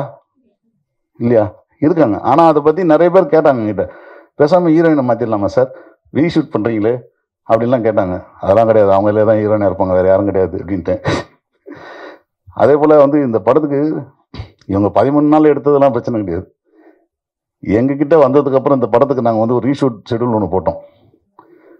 மொத்தமாக ஒரு 18 நிமிஷம் ஃபுட்டேஜை வந்து நாங்கள் வந்து ஒரு காலையில் ஆரம்பித்து அடுத்த நாள் காலையில் 24 ஹவர்ஸில் ஷூட் பண்ணி அதை 2 நாளில் எடிட் பண்ணோம் இந்த படத்துக்கு. அதுக்குன்னா எவ்வளோ எஃபோர்ட் எடுத்திருப்போம், எங்கெங்கெல்லாம் வந்து சப்போர்ட் கேட்டிருப்போம். எங்களோட லொக்கேஷன் வேணும் அப்படின்னாங்க. அங்கே ஒரு 5 லட்ச ரூபா 10 லட்ச ரூபா லொக்கேஷன் சொல்கிறாங்க, ஒரு ஃபேக்ட்ரி வேணும்ட்டாங்க. அப்போ வந்து என்னோட நண்பர் பெஸ்ட் காஸ்ட்னு ஒரு கம்பெனி வச்சுருக்காங்க, அவருக்கு ஃபோன் பண்ணி அவர்கிட்ட போய் இன்ஃப்ளூயன்ஸ் பண்ணி இந்த மாதிரி எனக்கு வந்து உதவி செய்யுங்கன்னு, நீங்கள் எடுத்துங்க என் ஃபேக்ட்ரி எடுத்துங்கன்னு கொடுத்தாரு. அந்த மாதிரி ஒவ்வொரு நண்பர்களும் இந்த மாதிரி சின்ன யூனிட்டு இவங்கெல்லாம் மேலே வரணுன்றதுக்காக நிறைய விஷயத்தில் வந்து அவங்க எப்படி காம்ப்ரமைஸ் பண்ணுறாங்களோ அதே போல் நம்ம நண்பர்களும் வந்து உதவி செய்கிறாங்க. நம்ம ஒரு சின்ன படம் பண்ணியிருக்கோம் அப்படின்னு. இப்போது டிஜிட்டல் பண்ணலான்னு சொல்லிட்டு போகும்போது டைம்ஸ் நெட்வொர்க்னு கம்பெனி வந்து மொத்தமாக டிஜிட்டல் ஃபோட்டோ டேக் ஓவர் பண்ணிட்டாங்க. அவங்க படம் பார்த்தாங்க, அவங்களுக்கு பிடிச்சது, படம் பார்த்தோன்னே ஓகே பண்ணி வாங்கிட்டு சைன் பண்ணாங்க. அவங்க சைன் பண்ணது தான் முதல்ல எங்களுக்கு வந்து மிகப்பெரிய பலமாச்சு. அதற்கப்புறம் இப்போ வந்து தியேட்டர் வரைக்கும் கொண்டு வந்துட்டோம். இது எல்லாமே இப்போ உங்கள் கையில் இருக்குது. ஸோ பார்த்துட்டு கண்டிப்பாக ரொம்ப சின்ன படம், இந்த சின்ன படத்தில் குறைகள் கண்டிப்பாக இருக்கும். அந்த குறைகள்லாம் தாண்டி உங்களுக்கு எந்த அளவுக்கு என்டர்டெயின் பண்ணதோ, உங்கள் மனசாட்சியில் எது தோணுதோ அதை நீங்கள் வந்து கரெக்டாக கைட் பண்ணுவீங்க எனக்கு தெரியும். ஏன்னா நான் உங்களோடய உட்காந்துருக்க ஆள் தான். அதனால் கண்டிப்பாக நீங்கள் சப்போர்ட் பண்ணுவீங்கன்னு நினைக்கிறேன். அஃபிஷியலாக இந்த படத்துக்கு எனக்கு வந்து என்னுடைய ப்ரொடக்ஷன் கம்பெனி பேரும் டைட்டிலில் வருது. அதனால் இன்னும் ஒரு சந்தோஷமான நிகழ்வு இது. நான் பின்னாடி நிறைய டைம் பின்னாடி இருப்பேன், இந்த வாட்டி முன்னாடியும் இருக்கிறேன். ஸோ அந்த விஷயத்தில் ரொம்ப சந்தோஷம் எனக்கு. இந்த தம்பி படத்து மூலமாக நான் வந்தது. அதுக்கு இன்னொரு விஷயம் என்னென்னா, இந்த படத்தை வந்து கொண்டு வர்றதுக்கு வந்து ஒரு நாள் காரில் போயிட்டு இருந்தபோது புஷ்மநாதன்ட்ட சொல்லிட்டு இருந்தேன், ஓடிடியில் டைரெக்டாக ரிலீஸ் பண்ணிடலாம், நம்மகிட்ட தான் பிளாட்ஃபார்ம் இருக்குது ஓடிடி ப்ளஸ்ன்னு, அதில் போட்டுடலாம் அப்படின்னு தான் பேசிகிட்டு இருந்தோம் முதல்ல. இப்போ திடீர்னு நான் பேசிட்டு இருந்தபோது, ஏன் இதை தேட்டரில் படமாக ஆகக்கூடாது, அது கொஞ்சம் வேலை செய்யணும் ஆய்க்கலான்னு சொல்லும்போது, இன்னொரு நண்பர் நம்ம டோனி அசோசியேட்டில் இருக்கார் லால் அப்படின்னு ஒருத்தர் இருக்கார். அவர் வந்து இமீடியட்டாக வந்து, ஆமாங்க நம்ம தேட்டரில் ரிலீஸ் பண்ணுவோங்க, கொஞ்சம் செலவு பண்ணிடுவோம் அப்படின்னாரு. ஒரு மேட்ரு ஆஃப் ஃபேக்ட், ஒரு காரில் ட்ராவல் பண்ணும்போது அவருக்கே தெரியாது இந்த படம் தேட்டருக்கு வரும்னு. ஸோ அந்த மாதிரி சில விஷயங்கள்லாம் வந்து நான் சினிமா ரொம்ப சினிமாவில் நம்புகிற விஷயம் என்னென்னா, சினிமா அது எழுதப்படும் பொழுது அது என்ன ஆகணும், அது ஹிட் ஆகணுமா, ஃபெயிலியர் ஆகணுமா, தேட்டரில் வரணுமா, இது பிரசாத் லேப்பில் நடக்கணுமா, இல்லை 4 ஃப்ரேம்ஸில் நடக்கணுமான்னு எல்லாமே அது முடிவு பண்ணிக்கும். அது முடிவு பண்ணி அது கூப்பிட்டு போவோம். நம்ம பண்ணுறோம்னு நினச்சிட்ருக்கோம், அது நம்ம பண்ணுறது இல்லை. அது மாதிரி இந்த படம் நாளைக்கு தேட்டரில் ரிலீஸ் ஆகுது, செலக்டட் தேட்டர்ஸ்லாம் ரிலீஸ் ஆகுது. நிறைய சின்ன படங்கள் நம்ம பார்த்துருக்கோம், செலக்டட் தேட்டர்ஸ் ரிலீஸ் ஆகி ஒரு 2 நாள் 3 நாளில் நிறைய தேட்டரில் நிறைய ஷோ ஒன்றதெல்லாம் பார்த்துருக்கோம். அந்த மாதிரியான ஒரு விஷயம் நம்ம படத்துக்கு நடக்கிறதுக்கான வாய்ப்பு இருக்குன்னு நம்பிக்கையோட உங்கள்கிட்ட விடைபெறுகிறேன். நன்றி, வணக்கம். தேங்க்யூ கேபிள்ஜி. நம்ம படத்தோட இன்னொரு ஹீரோயினாக நடித்தவங்க பிரியதர்ஷினி வந்திருக்காங்க. நிரஞ்சன் சார் அவங்களும் 2 பேரும் மேடைக்கும். அடுத்து இந்த படத்தை பண்ணிட்டு எல்லாமே வேலை முடிஞ்சு ரிலீஸ்க்கான எல்லா வேலையும் பண்ணியிருந்தோம். இந்த படத்தோட ஆடியோ விற்கலாம் அப்படின்னு நாங்கள் பேசிக்கிட்டு இருக்கப்ப எங்கள் நண்பர் திருமலை சார் அவரை வந்து மீட் பண்ணோம். திட்டினார், திரும்பவும் நீ சினிமாவில் என்ன பண்ணிகிட்டு இருக்க அப்படின்னு. இப்படிலாம் பண்ணிட்டோம், இப்போ நீங்கள் எனக்கு என்ன பண்ணி தரீங்க அப்படின்னா, சரி நான் ஆடியோ பண்ணிக்கிறேன் அப்படின்னு சொல்லிட்டு இந்த படத்தோட ஆடியோவை எஸ் மியூசிக் இந்தியா அப்படின்ற லேபிளில் திருமலை சார் தான் வாங்கிட்டாங்க. ரொம்ப நன்றி சார். அடுத்ததாக திருமலை இயக்குனர் அவர்களே பேச அழைக்கிறேன்.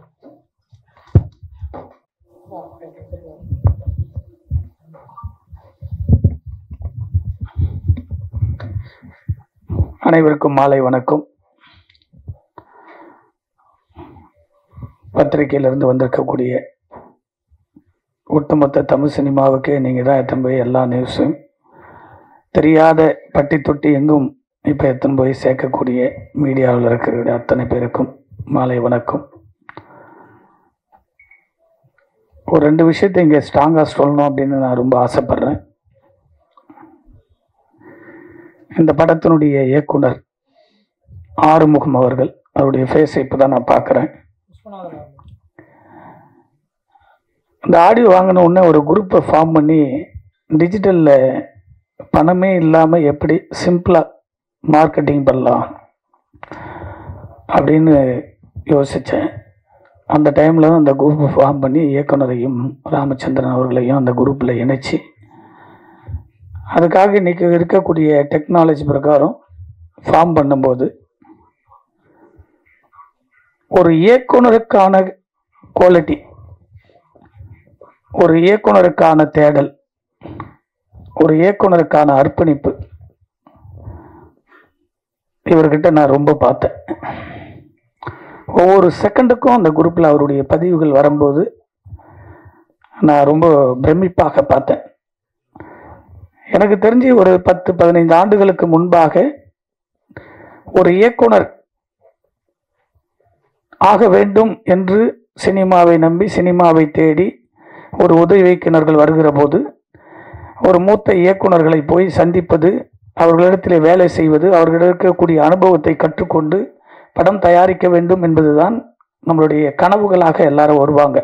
குறைஞ்சது ஒரு இயக்குனர்கிட்ட 5 வருஷமான இருந்து ஸ்பாட்டில் என்னென்ன ப்ராப்ளம் இருக்குன்னு ஒவ்வொன்றும் நுணுக்கங்களையும் பார்த்து ரசித்து அந்த ஒரு இன்வால்வோடு தான் ஒரு இயக்குனர் அடுத்து வருவாங்க. இல்லை அந்த இயக்குனர்களே என்னுடைய அசிஸ்டண்ட் 10வது அசிஸ்டண்ட் 2வது அசிஸ்டண்ட் 5வது அசிஸ்டண்ட், இவனுக்கு எல்லாம் திறமைகள் இருக்குது, ஒரு இடத்துல கதை சொல்ல போனாலும் அவங்கள வந்து என்கரேஜ் பண்ணி இவரை வச்சு படம் பண்ணலான்னு சொல்லுவாங்க. அப்படி தான் ஒரு சினிமா இருந்தது. நாளைய இயக்குனர்கள்னு வந்தது பிறகு திறமை எப்படி ஒன்றா வரலான்றது அந்த நாளைய இயக்குனர்கள் வந்த உடனே தமிழ் சினிமா ரொம்ப சிம்பிளாகிடுச்சு. ஏன் சொல்ல வரேன்னா, இன்னைக்கு நிறைய படங்கள் பிரச்சனையை உருவாக்குவதற்கு காரணமே தொழில் தெரியாமல் இருந்து நம்பிக்கையில் ஒரு ப்ரொடியூசரை தேடி போய் ஒரு கதையை சொல்லி எப்படியானா படம் பண்ணிடலான்ற நம்பிக்கையில் ப்ரொடியூசருங்களும் தெளிவான கதைகளை கேட்காமல் நம்பிக்கையாக இந்த பையனை தூக்கி விடுவோம், இப்போ ரொம்ப நாள் கஷ்டப்படுறான் அப்படின்னு வந்து மாட்டின தயாரிப்பாளர்கள் தான் 90 விழுக்காடு தயாரிப்பாளர்கள். ஒரு இயக்குனர் மட்டும் மிக தெளிவாக இருந்தால் அந்த படத்தில் எவ்வளவு பிரச்சனைகள் இருந்தாலும் அந்த படம் வெளிவரும். அதற்கு உதாரணம் தான் இந்த படம் காமு காப்பி. காரணம், ராமச்சந்திர அவர்கள் வந்து எனக்கு ரொம்ப பிடிக்கும். அவர் வந்து பறன்னு ஒரு படம், சமுத்திரக்கனி சார் ஒரிஜினல் ப்ரொடியூசரே இவர் தான். அன்னைக்கு பல லட்சியங்களை பணம் போட்டார். அதில் அது ஒரு இஷ்யூவில் வந்து கவுன்சிலுக்கு வரும்போது தான் நான் அவரை சந்திக்கிறேன். ஏங்க இவ்வளோ பணம் போட்டுறீங்க, எதுவுமே தெரியாமல் இருக்கீங்களே அப்படின்னு. அந்த படம் ரிலீஸ் ஆச்சு. அதில் ஏதோ ஒரு துரும்பாக நான் இருந்தேன், அவ்வளோதான். ஏன்னா ஒரு படம் வெளியே வரணும், அது எந்த தயாரிப்பாளர்கள் இருந்தாலும் பணம் போட்டு படம் எடுக்கிற ஒரு படம் வெளியே வந்தால் தான் நம்ம எல்லாரும் நினைப்போம் தயாரிப்பாளர் மட்டும்தான் முழு பொறுப்புன்னு. இல்லை, அதில் ஒர்க் பண்ணியிருக்கக்கூடிய 100 கலைஞர்களுக்கு மேலே அதில் ஒரு 10 பேர் ரொம்ப பாதிப்புக்குள்ளாவாங்க படம் வெளியே வரலையானா. அதில் ஒரு இயக்குனர், ஒரு இசையமைப்பாளர், ஒரு கேமராமேன், ஒரு எடிட்டர், ஒரு ஆர்ட் டைரக்டர், இந்த category dance master, fight master, இதெல்லாம் புது ஒரு வர்க்கமாக இருக்கிற போது அவருடைய முதல் படைப்பு வெளியே வரலன்னா அதனுடைய கஷ்டம் உலகத்தில் எதுவுமே கிடையாது. அந்த படத்தை வச்சுக்கிட்டு சுமந்து ஓடுகிற ஒரு இயக்குனர் மட்டும் இருந்துட்டால் அந்த பணம் ரொம்ப ஈஸியாக வந்துடும். ஆனால் ஏதோ முத்து பவளங்கள் பார்க்குற போல இப்போ இருக்கக்கூடிய காலகட்டத்தில் இயக்குனர்களை கண்டுபிடிக்கிறது, உதவி இயக்குனர் இருந்து புதுசாக வர இயக்குனர்கள் கண்டுபிடிக்கிறது ரொம்ப கஷ்டமாக இருக்குது. ஏன் சொல்கிறேன்னா, நாங்கள்லாம் வந்து ஒரு இயக்குனரை அசிஸ்டண்ட் ஆகும்போது தியாகம் இருந்திருக்கிறோம். எங்களுடைய குருநாதர் அப்படி கண்ணில் அப்படி திரும்பி பார்த்தாருன்னா அவர் என்ன யோசிக்கிறான்ற அளவுக்கு நாங்கள் முன்னாடி எடுத்து போய் பேப்பரை நிட்டுவோம். அவர் என்ன சொல்ல வரான்றது அவ்வளோ அளவுக்கு வேறு எதுவுமே மைண்டில் ஓடாது. அதுதான் இந்த இடத்துல சினிமாவில் எங்களெல்லாம் கொண்டு வந்து நிறுத்தி வச்சிருக்கு. வெற்றி பெறுவது ஒன்று, சினிமாவில் இருப்பது அதை விட பெரியது. சினிமாவில் இங்கே இருக்கிறதே பெரிய விஷயம். எல்லாரும் நினைக்கலாம் வெற்றி தோல்விகள்.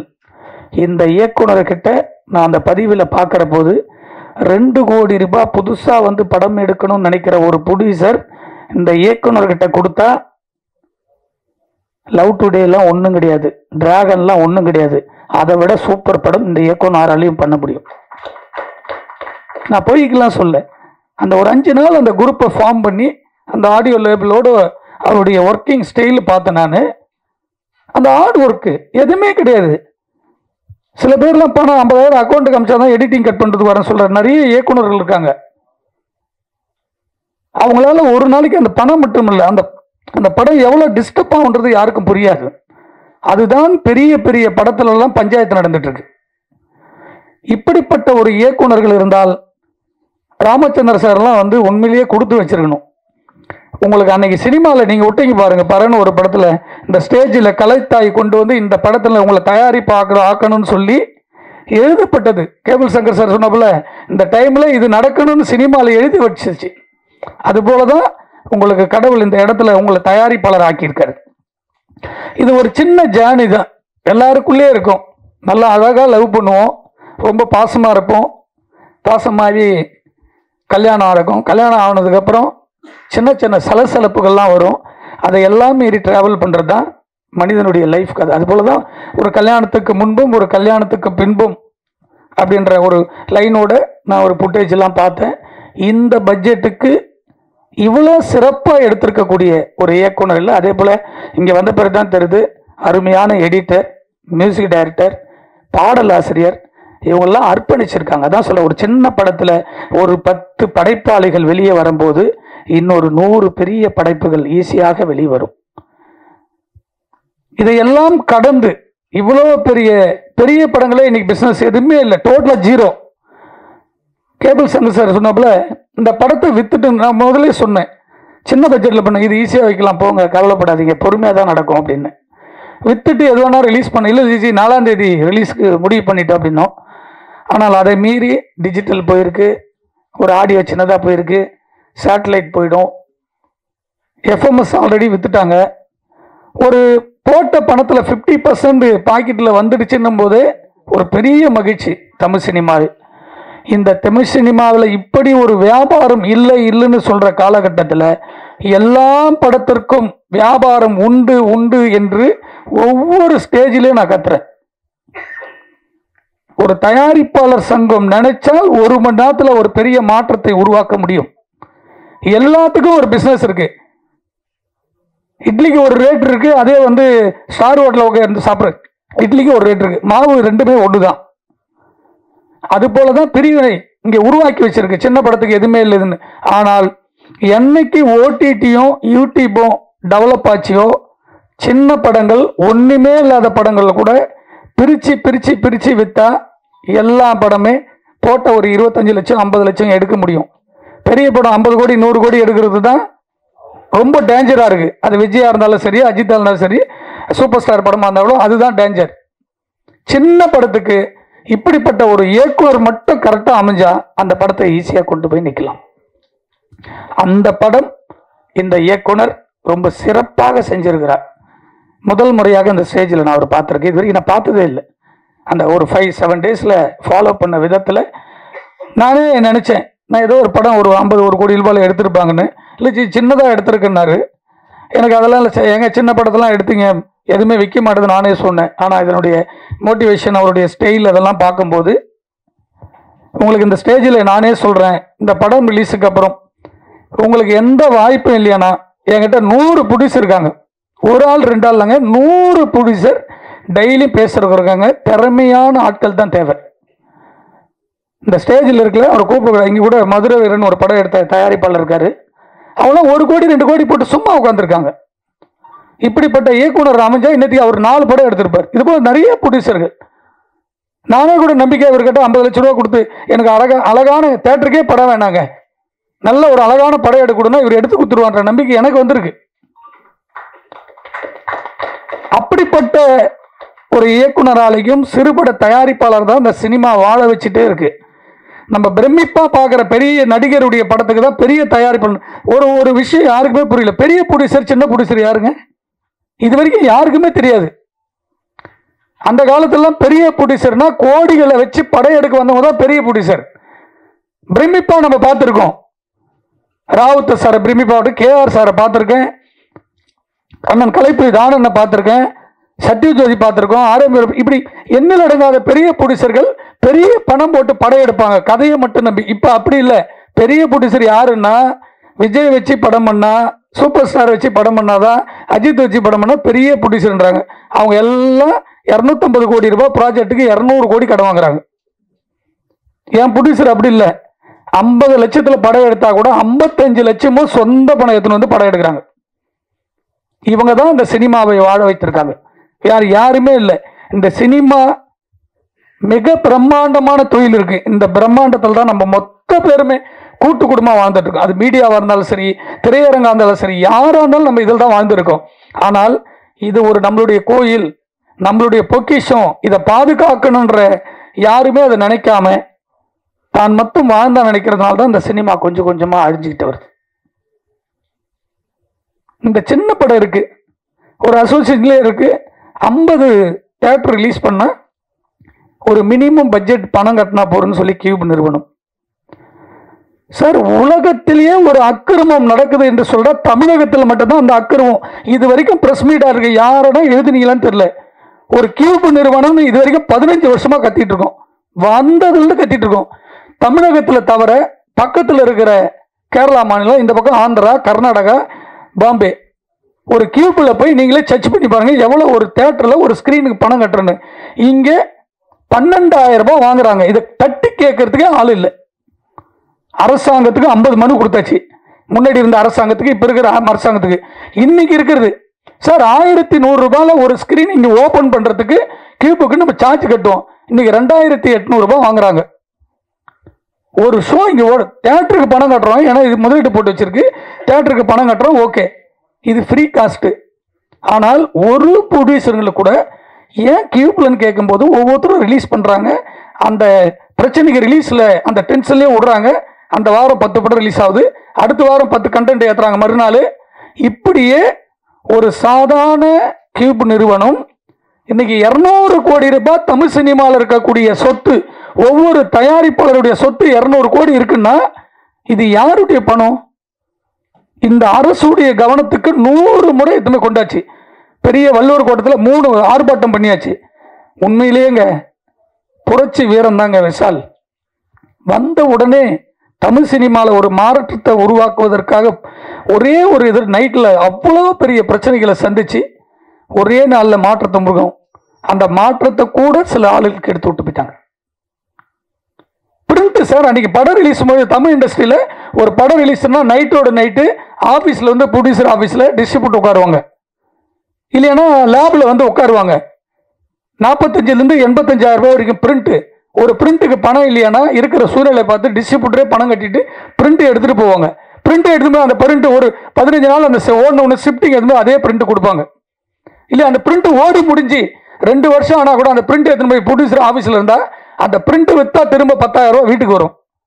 ஆனால் இன்னைக்கு கியூப் நிறுவனம் பணம் என்ன வாங்குறாங்கன்றத யாருக்குமே இண்டஸ்ட்ரியில் மீடியா உட்பட ப்ரொடியூசர் உட்பட ஏன் இந்த மர்மன்றது யாருக்குமே தெரியல. இப்போ நான் லாஸ்ட் படத்துக்கு 11 லட்சம் ரூபாய் கியூபுக்கு மட்டும் கட்டுறேன், என்ன கணக்குன்னு எதுவுமே கண்டுபிடிக்க முடியல. நான் படம் எடுக்கிறேன், பை லா சொல்லுது, சட்டம் சொல்லுது, பர்மிஷனும் அப்படிதான் கொடுத்துருக்கு. கியூப் கண்டென்ட்டுக்கு தமிழ்நாட்டுக்கு மட்டும் தனியாக கொடுத்துருக்கு, ஆல் ஓவர் இந்தியா இருக்கும்போது இங்கே மட்டும் தான் இவ்வளோ பணம்.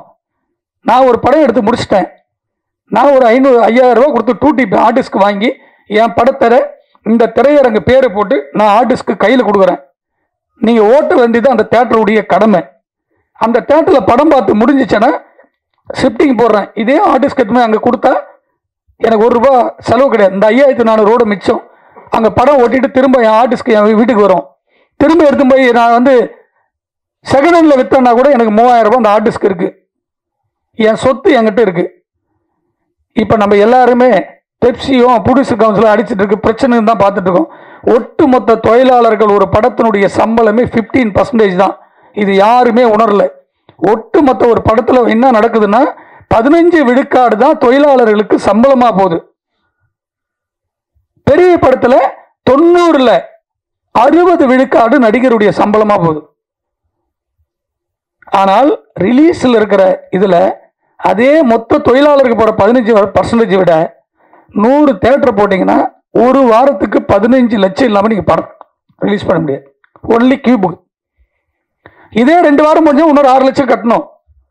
இந்த 10 லட்சம் கட்டுற பணம் கூட என் ப்ரொடியூசருக்கு வராது. உதாரணத்துக்கு இவருக்கு 30 தேட்டர் கொடுக்குறாங்க, 30 தேட்டருக்கு நாளைக்கு பணம் கட்டுறாரு, அந்த தேட்டர்ல வரலன்னா கூட அவங்களுக்கு அந்த அப்படியே போகும், நோ சார்ஜ். இது தமிழகத்தில் மட்டும்தான் இவ்வளவு பெரிய ஒரு தெல்லாலங்கடி வேலை நடக்குது. தயவு செஞ்சு ஊடகத்தில் இருக்க ஒட்டுமொத்த என்னுடைய சொந்தங்களுக்கு, சினிமா சொந்தங்க தான் நீங்களும், இதனுடைய ஆராய்ச்சி யாருமே பண்ண முடியல. எந்த ஆர்டிக்கிளும் வரமாட்டேங்குது. எவ்வளோ முறை கம்ப்ளைண்ட் பண்ணியாச்சு, ஆர்ப்பாட்டம் பண்ணியாச்சு. எங்களுடைய ப்ரொடியூசருடைய சொத்து ரிலீஸ் நைட்டு நெரிக்கப்பட்டு ஒவ்வொருத்தரும் கியூபில் பணம் கட்ட முடியாது, ரிலீஸ் ஆக மாட்டேங்குது. இப்படி தான் சின்ன படத்துலேருந்து பெரிய படம் வரைக்கும் நடக்குது. தயவு செஞ்சு இது போல் சின்ன படத்துக்கெல்லாம் கண்டென்ட்டுக்கெல்லாம் பணமே கேட்கக்கூடாது.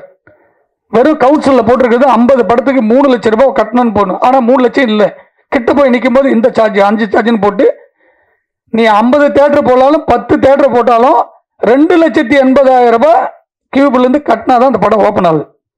அது என்ன கணக்குன்னு யாருமே கண்டுபிடிக்க முடியல. அப்படி நசுக்கப்படுறதுனால தான் சின்ன படங்கள் 100 தேட்டர் போகிறதுக்கு 50 தேட்டர் போகிறதுலாம் யோசிக்க வேண்டிய சூழ்நிலை. ஏன்னா எல்லா பணமே போட்டு முடிச்சாச்சு, லாஸ்ட்டில் கட்டுறதுக்கு கூட நிற்காத போது என்ன கவலைகள் இருக்கும். அப்படி தான் ஒரு படங்கள் இருக்குது. தயவு செஞ்சு சினிமாவில் இருக்க மொத்த கலைஞர்களும் ஒரு பெரிய எழுச்சி அந்த கியூபுக்காக பண்ண வேண்டிய சூழ்நிலை இன்னைக்கு இருக்குது. இது ஒரு நல்ல விழா, அதுக்காக தான் அந்த பதிவு பண்ணுறேன். நம்மளுடைய இயக்குனர் மிக சிறந்த இயக்குனர். இந்த பட்ஜெட்டில் ஒரு தரமான ஒரு 51 கோடி ரூபாய் எடுக்கக்கூடிய அளவுக்கு இந்த படத்தை எடுத்து முடிச்சிருக்காரு. இவருக்கு கண்டிப்பாக பெரிய படங்கள் எல்லாம் வந்து சேரணும் அப்படின்றதான் இறைவனை வேண்டிக் கொள்கிறேன். அனைவருக்கும் நன்றி, வணக்கம்.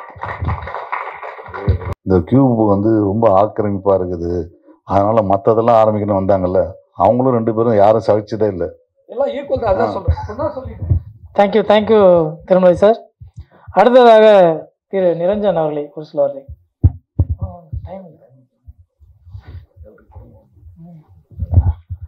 அனைத்து ஊடக நண்பர்களுக்கும் மற்றும் இயக்குனர், கதாநாயகன், கதாநாயகி, இசையமைப்பாளர், அதுக்கப்புறம் தொழில்நுட்ப கலைஞர்கள், கேபிள் சங்கர் சார், எல்லாருக்கும் என்னுடைய வணக்கம். ராமச்சந்திரன் சார், வணக்கம் சார். பேர் தெரியாம மன்னிச்சுக்கோங்க சார். திடீர்னு பேச சொல்லிட்டாங்க, ஏதோ வைவாக்கு ஸ்டாஃப் முன்னாடி நிற்கிற மாதிரி இருக்கு. ஏன்னா உங்கள்கிட்ட கொஞ்சம் ஜாக்கிரதையாக தான் பேசணும், என்ன பேசுறதுன்னு தெரில.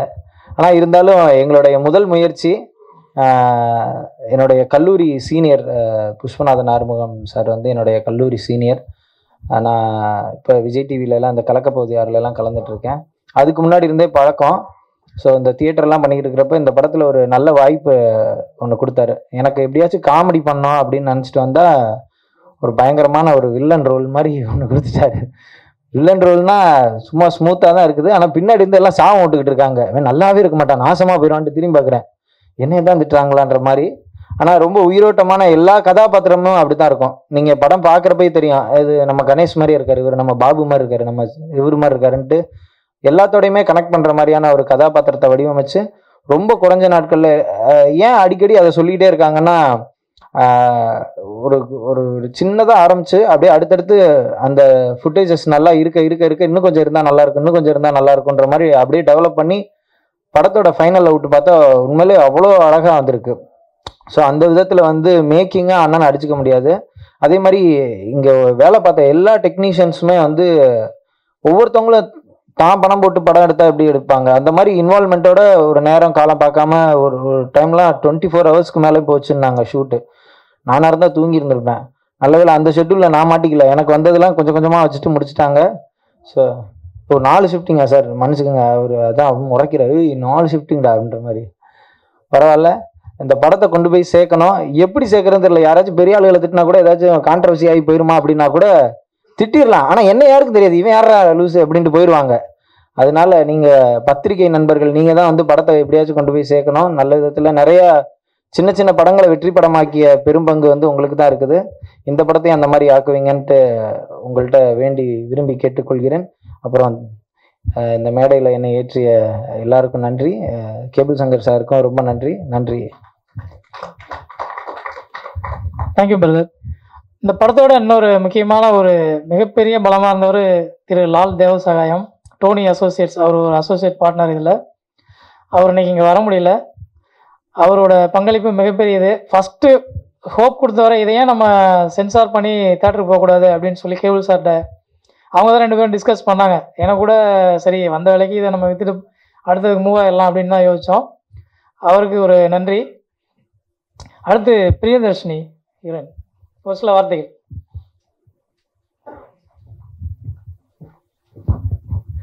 எல்லாருக்கும் வணக்கம்.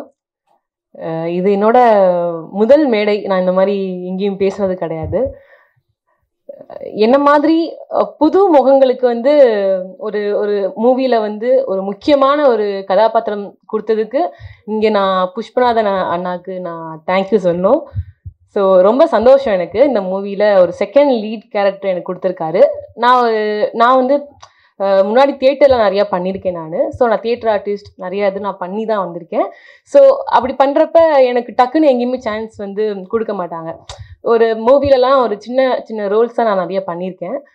அப்படிங்கிறப்ப இந்த படம் வந்து எனக்கு முக்கியமான படம். ஸோ எனக்கு ரொம்ப சந்தோஷம். ஸோ இது கண்டிப்பாக எல்லா ஆடியன்ஸ் கிட்ட போய் ரீச் ஆகணும். அது உங்கள் கையில் தான் இருக்குது. எல்லோரும் சப்போர்ட் பண்ணணும். தேங்க்யூ. Thank you ma'am. ரொம்ப அழகாக பண்ணியிருந்தீங்க, ரொம்ப க்யூட்டாக பண்ணியிருந்தீங்க. உங்கள் எல்லாத்துக்குமே பிடிக்கும் உங்கள் கேரக்டர். ஏன்னா ரொம்ப துருன்னு ஒரு கேரக்டர் செம்மையாக பண்ணியிருப்பாங்க. ஃபஸ்ட்டு இந்த படத்தில் ரசித்தது அவங்கள தான். அடுத்ததாக நம்ம இயக்குனர் திரு புஷ்பநாதன் ஆறுமுகம் அவர்களை இந்த படத்தை பற்றி பேச அழைக்கிறேன்.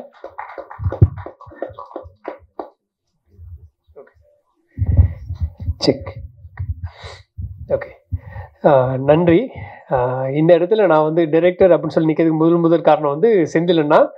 அவர் ஆக்சுவலாக திருச்சியில் இருக்க எங்கள் கிராமத்தில், நாங்கள் இதெல்லாம் எங்கள் கிராமம் அந்த துபாயில் இருக்காங்க. நான் மகாராஜா முடிச்சிட்டேன். அந்த இடத்துலேருந்து ஸ்டார்ட் பண்ணார். ஸோ ஃபஸ்ட்டு செந்தில் எனக்கு தேங்க்ஸ் சொல்லி ஸ்டார்ட் பண்ணுறேன். தேங்க்யூங்கண்ணா. அவர் ஆக்சுவலாக துபாயிலேருந்தே வந்திருக்காரு இந்த ப்ரெஸ் மீட்காகவே. தேங்க்ஸுங்கண்ணா. ஓகே, ஸோ எங்கேயும் ஸ்டார்ட் பண்ணலன்னா நான் okay so first of all print press website எல்லா மீடியா நண்பர்களுக்கும் நன்றி உங்கள் டைம் ஸ்பெண்ட் பண்ணி இங்கே வந்ததுக்கு. ஸோ காமு காப்பி ஸ்டார்ட் பண்ணது எங்கேருந்து அப்படின்னா, ஆக்சுவலாக இது வந்து ஒரு பிளேவாக எழுதும்போது காமு காப்பி டைட்டிலேருந்து ஆரம்பிச்சிது. 2 விஷயம் என்னென்னா, நம்ம எல்லாரும் ஸ்கூல்லேருந்து கிமு கிபி அப்படின்ட்டு நம்ம எல்லாம் கடந்து தான் வந்திருப்போம் ஸ்கூலில். ஸோ கண்டிப்பாக கேட்சியாக இருக்குன்னு சொல்லி டைட்டில் வந்து காமு காப்பின்னு சொல்லி ஒரு பேஸில் ஸ்டார்ட் பண்ணது. அப்புறம் நிறைய இடங்கள் என்னோடய ஃப்ரெண்ட்ஸே கூட ஸ்கூல் காலேஜஸில் லவ் பண்ணிட்டு ஒரு மேரேஜ் லைஃப்பில் போகும்போது, ஒரு 5 வருஷம் 6 வருஷம் லவ் பண்ணவங்க கூட ஒரு மேரேஜ் லைஃப்பில் போகும்போது 1 வருஷம் 2 வருஷம் கூட அவங்களால they are not able to live with marriage லைஃப்பில். ஸோ டிவோர்ஸில் போகும்போது என்னன்னு சொல்லி யோசிக்கும் போது எல்லாருக்குமே இங்கே வந்து ஒரு இமோஷனல் இம்பேலன்ஸ், சோஷியலாக ஒரு ப்ரெஷர். ஸோ இந்த மாதிரி இல்லையான்னு சொல்லி எல்லாமே வந்து ஒரு லாங்கிங், ஒரு வேற ஒரு லைஃப்பை கம்பேர் பண்ணி இருக்காங்களோ அப்படின்ற ஒரு மொமெண்ட் இருந்துச்சு. ஸோ அதுலேருந்து தான் அந்த கதையானது உருவாக்கப்பட்டுச்சு கதையாக. ஸோ படம் ஆக்சுவலாக கம்ப்ளீட்டாக ஒரு 13 நாளில் ஷூட் பண்ணோம். 13 நாளில் ஷூட் பண்ணுறதுக்கு ஃபஸ்ட் திங் ஒரு ஸ்கிரிப்ட் முடிச்சதுக்கப்புறம் எல்லா ஆர்டிஸ்ட் ஃபைனல் பண்ணிட்டு வெட்டிட்டு ரிகர்சல் ஃபார் அபவுட் 10 days. ஆக்சுவலாக ஸ்கிரிப்ட் ரீடிங் ப்ளஸ் ரிகர்சல் பண்ணோம். எக்ஸாக்டாக எங்கெங்கே போகிறோம், என்னென்ன ஷார்ட் பண்ண போகிறோம் அப்படின்றத பண்ணோம். ஒரு நாளைக்கு அட்லீஸ்ட் 5லேருந்து 6 சீன் ஷூட் பண்ணோம் ஆக்சுவலாக. ஸோ எங்கே ஷூட் பண்ண போகிறோம் அங்கேயே ரிகர்சல் பண்ணோம். ஸோ டிஓபி பயங்கர சப்போர்ட். ஆக்சுவலாக நாங்கள் ஆப்பிளில் ஒரு ஆப் இருக்குது ஆக்சுவலாக. ஸோ எந்த கேமரா யூஸ் பண்ண போகிறோமோ அந்த லென்ஸ், என்ன லென்ஸ் வரும், என்ன டென்சிட்டி வரும் எல்லாமே பண்ணிட்டு கான் வித் கம்ப்ளீட். எப்படி நம்ம ஸ்டோரி போர்டு போடுவாங்களோ இப்போ வந்து அந்த கேமராலே கம்ப்ளீட்டாக ஒரு லிஸ்ட் வச்சுட்டு தான் நாங்கள் ஷூட் பண்ணவே போனோம். ஸோ வர எல்லாத்துக்கும் அந்த இது இருக்கும். எந்த ஷார்ட்டு இன்றைக்கி அசிஸ்டன்ட் டைரக்டர் எல்லாத்துக்குமே இன்றைக்கி என்ன பண்ண போகிறோம், ஏது பண்ண போகிறோன்றது எல்லாத்துக்கும் தெளிவாக தெரியும். அதனால் ஈஸியாக எக்ஸிக்யூட் பண்ண முடிஞ்சிச்சு. ஸோ லிமிட்டடான ஒரு பட்ஜெட் இருக்குது. ஒன்று ஐயோ நம்மள்ட்ட பட்ஜெட் இல்லைன்னு சொல்லி ரெஸ்ட்ரிக்ட் பண்ணி உட்காரலாம், இல்லை இதில் என்ன பண்ண முடியும்னு சொல்லி ஒரு ஸ்டார்ட் பண்ணோம். ஒரு சேலஞ்சிங்காக ஸ்டார்ட் பண்ணோம். ஸோ முடிச்சிட்டோம். அவுட் வந்து ஸ்க்ரீன் பண்ண ஒரு டிஸ்ட்ரிபியூஷன் டீமுக்கு. டிஸ்ட்ரிபியூஷன் ஃபஸ்ட்டு ஒரு டீம் வந்து பார்த்தாங்க. பார்த்த பிறகு ஒரு ப்ரொடியூசர் சார் வந்தார். வந்துட்டு ஒரு டிஸ்ட்ரிபியூட்டர் வந்தார். வந்துட்டு ஃபைட் இருக்குது, நல்லாயிருக்கு, லவ் இருக்குது, ரொமான்ஸ் அண்ட் சீக்வன்ஸ் நல்லாயிருக்கு, சாங் இருக்குது, நல்லாயிருக்கு இப்படிலாம் சொல்லிட்டு ஹீரோயின் கருப்பாக இருக்குது, அது நல்லா இல்லை தம்பி அப்படின்னு சொல்லிட்டு ஸ்டாப் பண்ணிட்டாரு. நான் சொல்லி கேட்குறேன், இல்லை சார் இப்போ நம்ம பாலுமந்திரா சாரோட படங்கள், பாரதிராஜா சாரோட படங்கள் எல்லாம் ஹீரோயின் அப்படி தானே இருந்தாங்க சார், அந்த மாதிரி ஒரு லைவாக இருக்கும் சரிதா மேம், இது மாதிரி ஒரு லைவாக இருப்பாங்களே சார் அப்படின்னா, இல்லை தம்பி அது ஆடியன்ஸ் ஒத்துக்க மாட்டாங்களே தம்பி அப்படின்னு சொல்லிட்டு ஒரு மாதிரி சொல்கிறாரு. இல்லை சார் இப்போ இந்த மாதிரி தான் ஹீரோயின்ஸ் இருந்தாங்க தம்பி, அப்போ தியேட்டருக்கு வந்தவங்க எல்லாரும் கருப்பாக இருந்தாங்க, மாநிலமாக இருந்தாங்க, ஈஸியாக கனெக்ட் பண்ணிட்டாங்க. இன்றைக்கி எல்லாமே கொஞ்சம் ஃபேராக இருக்கிற மாதிரி தான் அட்டென்ஷன் சீக்கிங்காக இருக்கும் அப்படின்னு சொன்னோம். அதுக்கப்புறம் மறுபடியும் ஒரு ஸ்க்ரீன் பண்ணோம். அப்போ கேபிள் சிங்கர் சார் வந்து பார்த்தாங்க. பார்த்துட்டு ஹீரோயின் அது இது எல்லாத்தையும் விட்டாலும் படம் இமோஷனலாக கனெக்ட் ஆகுது. ஃபர்ஸ்ட் திங் நீங்கள் எவ்வளோ பெரிய பட்ஜெட்டில் பண்ணாலும் ஒரு ஆக்ஷனாக இருக்கலாம், இல்லை வந்து நீங்கள் என்ன ட்ராமா இருக்கலாம், எப்போ இமோஷனல் கனெக்ட் ஆகுது அது ஒர்க் அவுட் ஆகும். இந்த படத்தில் இமோஷனல் கனெக்ட் ஆகுது. ஸோ நீங்கள் சொல்கிற பட்ஜெட்டுக்கும் இந்த இதுக்கும் வந்து கம்ப்ளீட்லி ஃபார் அவைவே தான் இருக்குது. ஸோ இது ரீஎடிட் பண்ண முடியுமான்னு சொல்லி கேட்டாங்க. பண்ண முடியும் சார் சொன்னேன். ஸோ ரீஎடிட் பண்ணோம். திரும்ப ஒரு சில அவர் பண்ணும்போது எனக்கும் சொல்ல தோணுச்சு. அப்புறம் ஒரு சில சீக்வன்ஸில் அடிஷ்னலாக எழுதும்போது அப்புறம் அடிஷ்னல் சீக்வன்சஸ் பண்ணும்போது அப்புறம் லால் சார், ராமச்சந்திரன் சார் எல்லாமே இன்னும் பூஸ்டப் பண்ணாங்க. ஸோ ஒரே நல்ல 18 நிமிஷத்துக்கான ஃபுட்டேஜ் வந்து ஷூட் பண்ணோம். ஒரு 24 ஹவர்ஸில் கம்ப்ளீட்டாக அந்த எடுத்த ஒரு ஷாட் கூட வேஸ்ட் ஷாட் கிடையாது. கம்ப்ளீட்டாக எடுத்து அப்படியே படத்தில் ஃபிட் பண்ணுற அளவுக்கு திரும்ப ரீஷூட் பண்ணி ஆட் பண்ணும். ஸோ நீங்கள் பார்க்கக்கூடிய 1 hour 37 minutes ரன் டூரேஷன் இதை விட ஒரு 2 to 3 minutes எக்ஸசிவாக இருந்துச்சு ஆக்சுவலாக. ஸோ இது வந்து எங்கே இருந்துச்சுன்னா 2 விஷயம். ஸ்கிரிப்டிங்காக நான் டைரக்ட் நிதின் சாரோட மகாராஜா ஒர்க் பண்ணிருக்கேன். ஸ்கிரிப்டிங் அவர் கன்வின்ஸ் ஆகிற வரைக்கும் கேட்டுட்டு அதை போட்டு அடித்து துவச்சு அப்படி தான் கொண்டு வருவார். நம்மள்ட்ட கொண்டு வந்து சொல்லும் போதே அதனால தான் ஸ்கிரிப்ட்லேயே இருக்கும் எக்ஸாக்டாக எடிட் பேட்டர்ன் எங்கேவா இருக்கும், அடுத்த லுக் அண்ட் பேட்டர்னாக இருக்கும், சில இதில் ஷார்ட் டிவிஷனாகவும் இருக்கும். இது என்னவா நரேட் பண்ணுற போதுக்குள்ள அவர் சொல்லிட்டு வருவார். அடுத்து வந்து கொட்டேஷன் கேங்ன்ற ஒரு படத்தில் வந்து நான் அசிஸ்டன்ட் டைரக்டரும் ப்ரொடக்ஷன்லேயே ஒர்க் பண்ணேன். ஸோ ஒரு நாள் ஷூட் போகும்போது 26 லட்சம் என் கையில் கொடுத்தோம். கிட்டத்தட்ட ஒரு 13 நாள் நான் ஃபுல்லாக ஹேண்டில் பண்ணேன். அது பண்ணும்போது ஒரு நாள் லைட்டுக்கு எவ்வளோ தேவைப்படும், டெக்னீஷியனுக்கு எவ்வளோ தேவைப்படும், கேமரா முன்னாடி சாப்பாடுகள் அப்படி என் தெரிஞ்சதுனால தான் இது பண்ண முடிஞ்சிச்சு.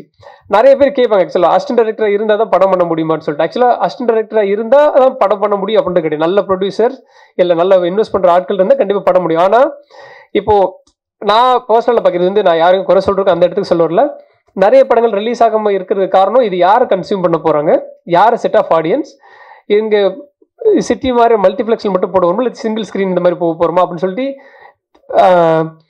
இன்னைய தேதிக்கு மேபி முன்னாடி தேவையில்லை. இன்னைய தேதிக்கு டிரெக்டர்ஸ்க்கு இந்த மாதிரி பிஸ்னஸ் பெர்ஸ்பெக்டிவ் இருந்துச்சுன்னா, இன்வெஸ்ட்மெண்ட் பண்ணுற பெர்ஸ்பெக்டிவ் இருந்துச்சுன்னா, தியேட்டரை என்ன மாதிரி அப்சர்வ் பண்ண போகிறாங்க அப்படின்னு சொல்லி பெர்ஸ்பெக்டிவ் இருந்துச்சுன்னா it will become very easy.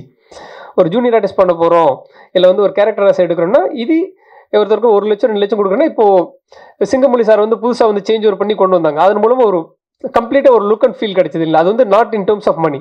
வேற ஒருத்தர் கூட கொண்டு வந்து ஒரு டைரக்டர் நினைச்சா கன்விக்ஷனை பண்ண முடியுன்றது என்னோட டேக். அது இதில் நாங்கள் 100% ஒர்க் பண்ண செஞ்சோம். ஸோ சரண்யா அவங்க பண்ணதுக்கு முதல் காரணம் என்னன்னா, அதுக்கு முன்னாடி நாங்கள் ஷார்ட் ஃபிலிம் ஒர்க் பண்ணோம். காவல் தெய்வம் சொல்லிட்டு ஒரு ஷார்ட் ஃபிலிம் பண்ணியிருக்கேன் விமன் போலீஸ்னை பற்றி. ஆக்சுவலி என் ஒய்ஃப் போலீஸ். ஸோ அவங்க சொன்ன இன்ஸ்பிரேஷன்ல தான் ஆக்சுவலாக அந்த ஷார்ட் ஃபிலிம் எடுக்குது. ஒரு விமன் போலீஸ் ஒரு நாள் டியூட்டி என்னவா இருக்குது அப்படின்றத சொல்லிட்டு அது கிட்டத்தட்ட ஒரு 56 ஃபிலிம் ஃபெஸ்டிவல் போயிட்டு வேர்ல்டு வைட் 26 அவார்ட்ஸ் ஆக்சுவலாக வின் பண்ணிச்சு. ஸோ அதுல இருந்தால் நிதின் சார் என்னை வந்து அசிஸ்டன்ட் டைரக்டராக இது பண்ணுறதுக்கு கூப்பிட்டாங்க ஆக்சுவலாக. ஸோ அந்த ஒரு டேக். அதுக்கப்புறம் ஒரு சென்டென்ஸ் ஒரு ஷார்ட் பண்ணணும். இது பண்ணும்போது 2 ரீசன் முக்கியமாக பண்ணணும். நல்லா பர்ஃபார்ம் பண்ணணும். அப்புறம் இந்த கால் சீட்ன்ற இஷ்யூவோ இல்லை வந்து ஆர்டிஸ்ட்டை ஃபாலோ பண்ணுற ஸ்ட்ரகிள் நமக்கு இருக்கக்கூடிய, ஏன்னா நம்மள்ட்ட இருக்க லிமிடெட் பட்ஜெட் இதுக்குள்ளே கண்டிப்பாக பண்ணிக்கணும் அப்படின்றதுனால தான் பண்ணோம். அப்புறம் அதுலேருந்து விக்னேஷ் வந்தார். இது எல்லாத்தையும் ஃபார் பெட்டர். டிஎஸ்கே வந்து என்னோட காலேஜ் ஜூனியர். ஆக்சுவலாக நாங்கள் கிட்டத்தட்ட ஒரு 10-12 வருஷமே தெரியும். ஆக்சுவலாக அவர் இன்னைக்கு ஷூட்டில் இதில் பொள்ளாச்சி அந்த ஷூட்டில் இருக்க, அதனால் வர முடியல. அவர் வந்து ஒரு சாரி கேட்க சொன்னார், மறந்துட்டேன். ஓகே. ஸோ அவர் உள்ளே வந்ததுக்கப்புறம் இன்னும் அவர் ஆக்சுவலாக நிறைய பிரேக் பண்ணணும்னு நினைக்கிறேன். ஆக்சுவலி காமெடியனாக இருந்தது லபர் பந்தில் ஒரு கிரே ஷேட்ல இருக்க ஒரு கேரக்டரா பண்ணு சொல்லி வந்தாங்க. அதுக்கப்புறம் இதுல வந்து கைண்ட் ஆஃப் லவ் அவர் பார்க்குற எல்லாத்துக்கும் பிடிக்கிற மாதிரியான ஒரு லுக் அண்ட் ஃபீல்ல வந்து அவருமே கேரி பண்ணார். அது எங்களுக்கு ரொம்ப பெரிய சப்போர்ட்டா இருந்துச்சு. இன் டேர்ம்ஸ் ஆஃப் பிஸ்னஸ்க்கு அந்த மாதிரி ஒரு நோன் ஃபேஸ் வரும்போது இன்னும் ஒரு லிஃப்டா இருந்துச்சு ஆக்சுவலாக எங்களுக்கு. எடிட்டர் ஜிஎம் சுந்தரா இருக்கட்டும். ஜிஎம் சுந்தர் நாங்களும் வந்து மகாராஜில் அசிஸ்டன்ஸாக ஒர்க் பண்ணோம். எடிட்டர் சிவராஜ் பாலுமதி சாரோட ஸ்டூடெண்ட். கிட்டத்தட்ட நான் அவர் டைரக்டர் ஆக்சுவலாக he want to become director. நான் கேட்டதுனால எடிட் பண்ணாங்க. கிட்டத்தட்ட இந்த வெர்ஷனே நான் கிட்டத்தட்ட 3-4 வெர்ஷன் எடிட் பேட்டர்ன் நிறைய ஒர்க் பண்ணியிருக்கோம். எந்த இதுக்குமே சலைக்காமல் ஒர்க் பண்ணி கொடுத்தாப்புல. மியூசிக் டைரக்டர் தர்ஷன், ஜிப்ரான்ஸோட அசிஸ்டன்ட் இருந்தார். எல்லாமே இந்த பட்ஜெட்குள்ள தான் பண்ணணும்னு சொல்லி நாங்கள் ரொம்ப ஸ்பெசிஃபிக்காக இருந்தோம். அது எல்லாமே அதை புரிஞ்சுக்கிட்டாங்க. ஆக்சுவலாக இமோஷனலாக இது ஒர்க் அவுட் ஆகுது, இது வேற ஸ்கேலில் வரும்னு சொல்லிட்டு எல்லாமே சப்போர்ட் பண்ண செஞ்சாங்க. இந்த படத்தில் ஒரு சாங் வைக்கலாம் அப்படின்னு சொல்ல போகும்போது எங்கள் மியூசிக் டைரக்டர் அடுத்த படத்துக்கு மூவ் ஆகிட்டார். அவர் அந்த டைத்தில் இருக்கும்போது சமன் சார் அப்ரோச் பண்ணோம். சமன் சார் ரொம்ப எக்ஸலண்டாக ஒரு சாங் கொடுத்தாரு. கண்டிப்பாக நீங்கள் படத்தில் பார்க்கும்போது உங்களுக்கு பிடிக்கும். ஓவரால் இந்த படத்தில் கீ ஃபேக்டராக இமோஷனல் நல்லா கேரி ஆகும்னு நாங்கள் முழுசாக நம்புகிறோம். வழக்கமாக த்ரில்லர், ஹாரர், ஆக்ஷன் படங்கள் வந்து நான் லீனியராக சொல்லுவாங்க. ஒரு லவ் படத்தை நாங்கள் வந்து நான் லீனியராக சொல்லியிருக்கோம். அது கண்டிப்பாக எல்லாத்துக்கும் ஒர்க் அவுட் ஆகும்னு நம்புகிறேன். நீங்கள் பார்த்துட்டு சொல்லுங்கள். விக்னேஷ் ரவி கிட்டத்தட்ட ஆல்மோஸ்ட் நிறைய நாட்டில் வந்து ரவுண்ட் த கிளாக் தான் ஷூட் பண்ணிருக்கோம். 24 hours 27 hours தான் ஷூட் பண்ணிருக்கோம். ஒரு நாள் வந்தாலும் அடுத்த நாள் அப்புறம் ஒரு 3-4 மணி நேரம் எக்ஸ்ட்ரா கூட ஷூட் பண்ணியிருக்கோம். எல்லாத்தையுமே பேர் பண்ணிட்டாங்க. ஏன்னா இவனுக்கு ஒரு விஷயம் இருக்குது. அது எனக்கு க்ளோஸ் எல்லாத்துக்கும் பண்ண செய்யலாம். ஆனால் புதுசாக வந்து ஒருத்தர் வந்து பண்ணணும்னு சொல்லும் போதெல்லாம் ரொம்ப பெரிய விஷயம். இது எல்லாருமே 100% கான்ட்ரிபியூட் பண்ணாங்க. நாங்கள் 13 நாளில் பண்ணோம் அப்படின்றது வந்து நாங்கள் சொல்கிறது எதுக்கு ஸ்பெசிஃபிக்னா இது பண்ண முடியும், அதுக்கான கரெக்டான ஆட்கள், அதுக்கான டீம் அமைஞ்சிச்சுன்னா எல்லாத்தாலையும் கண்டிப்பாக பண்ண முடியும். ஸோ அந்த ஒரு எஃபர்ட்.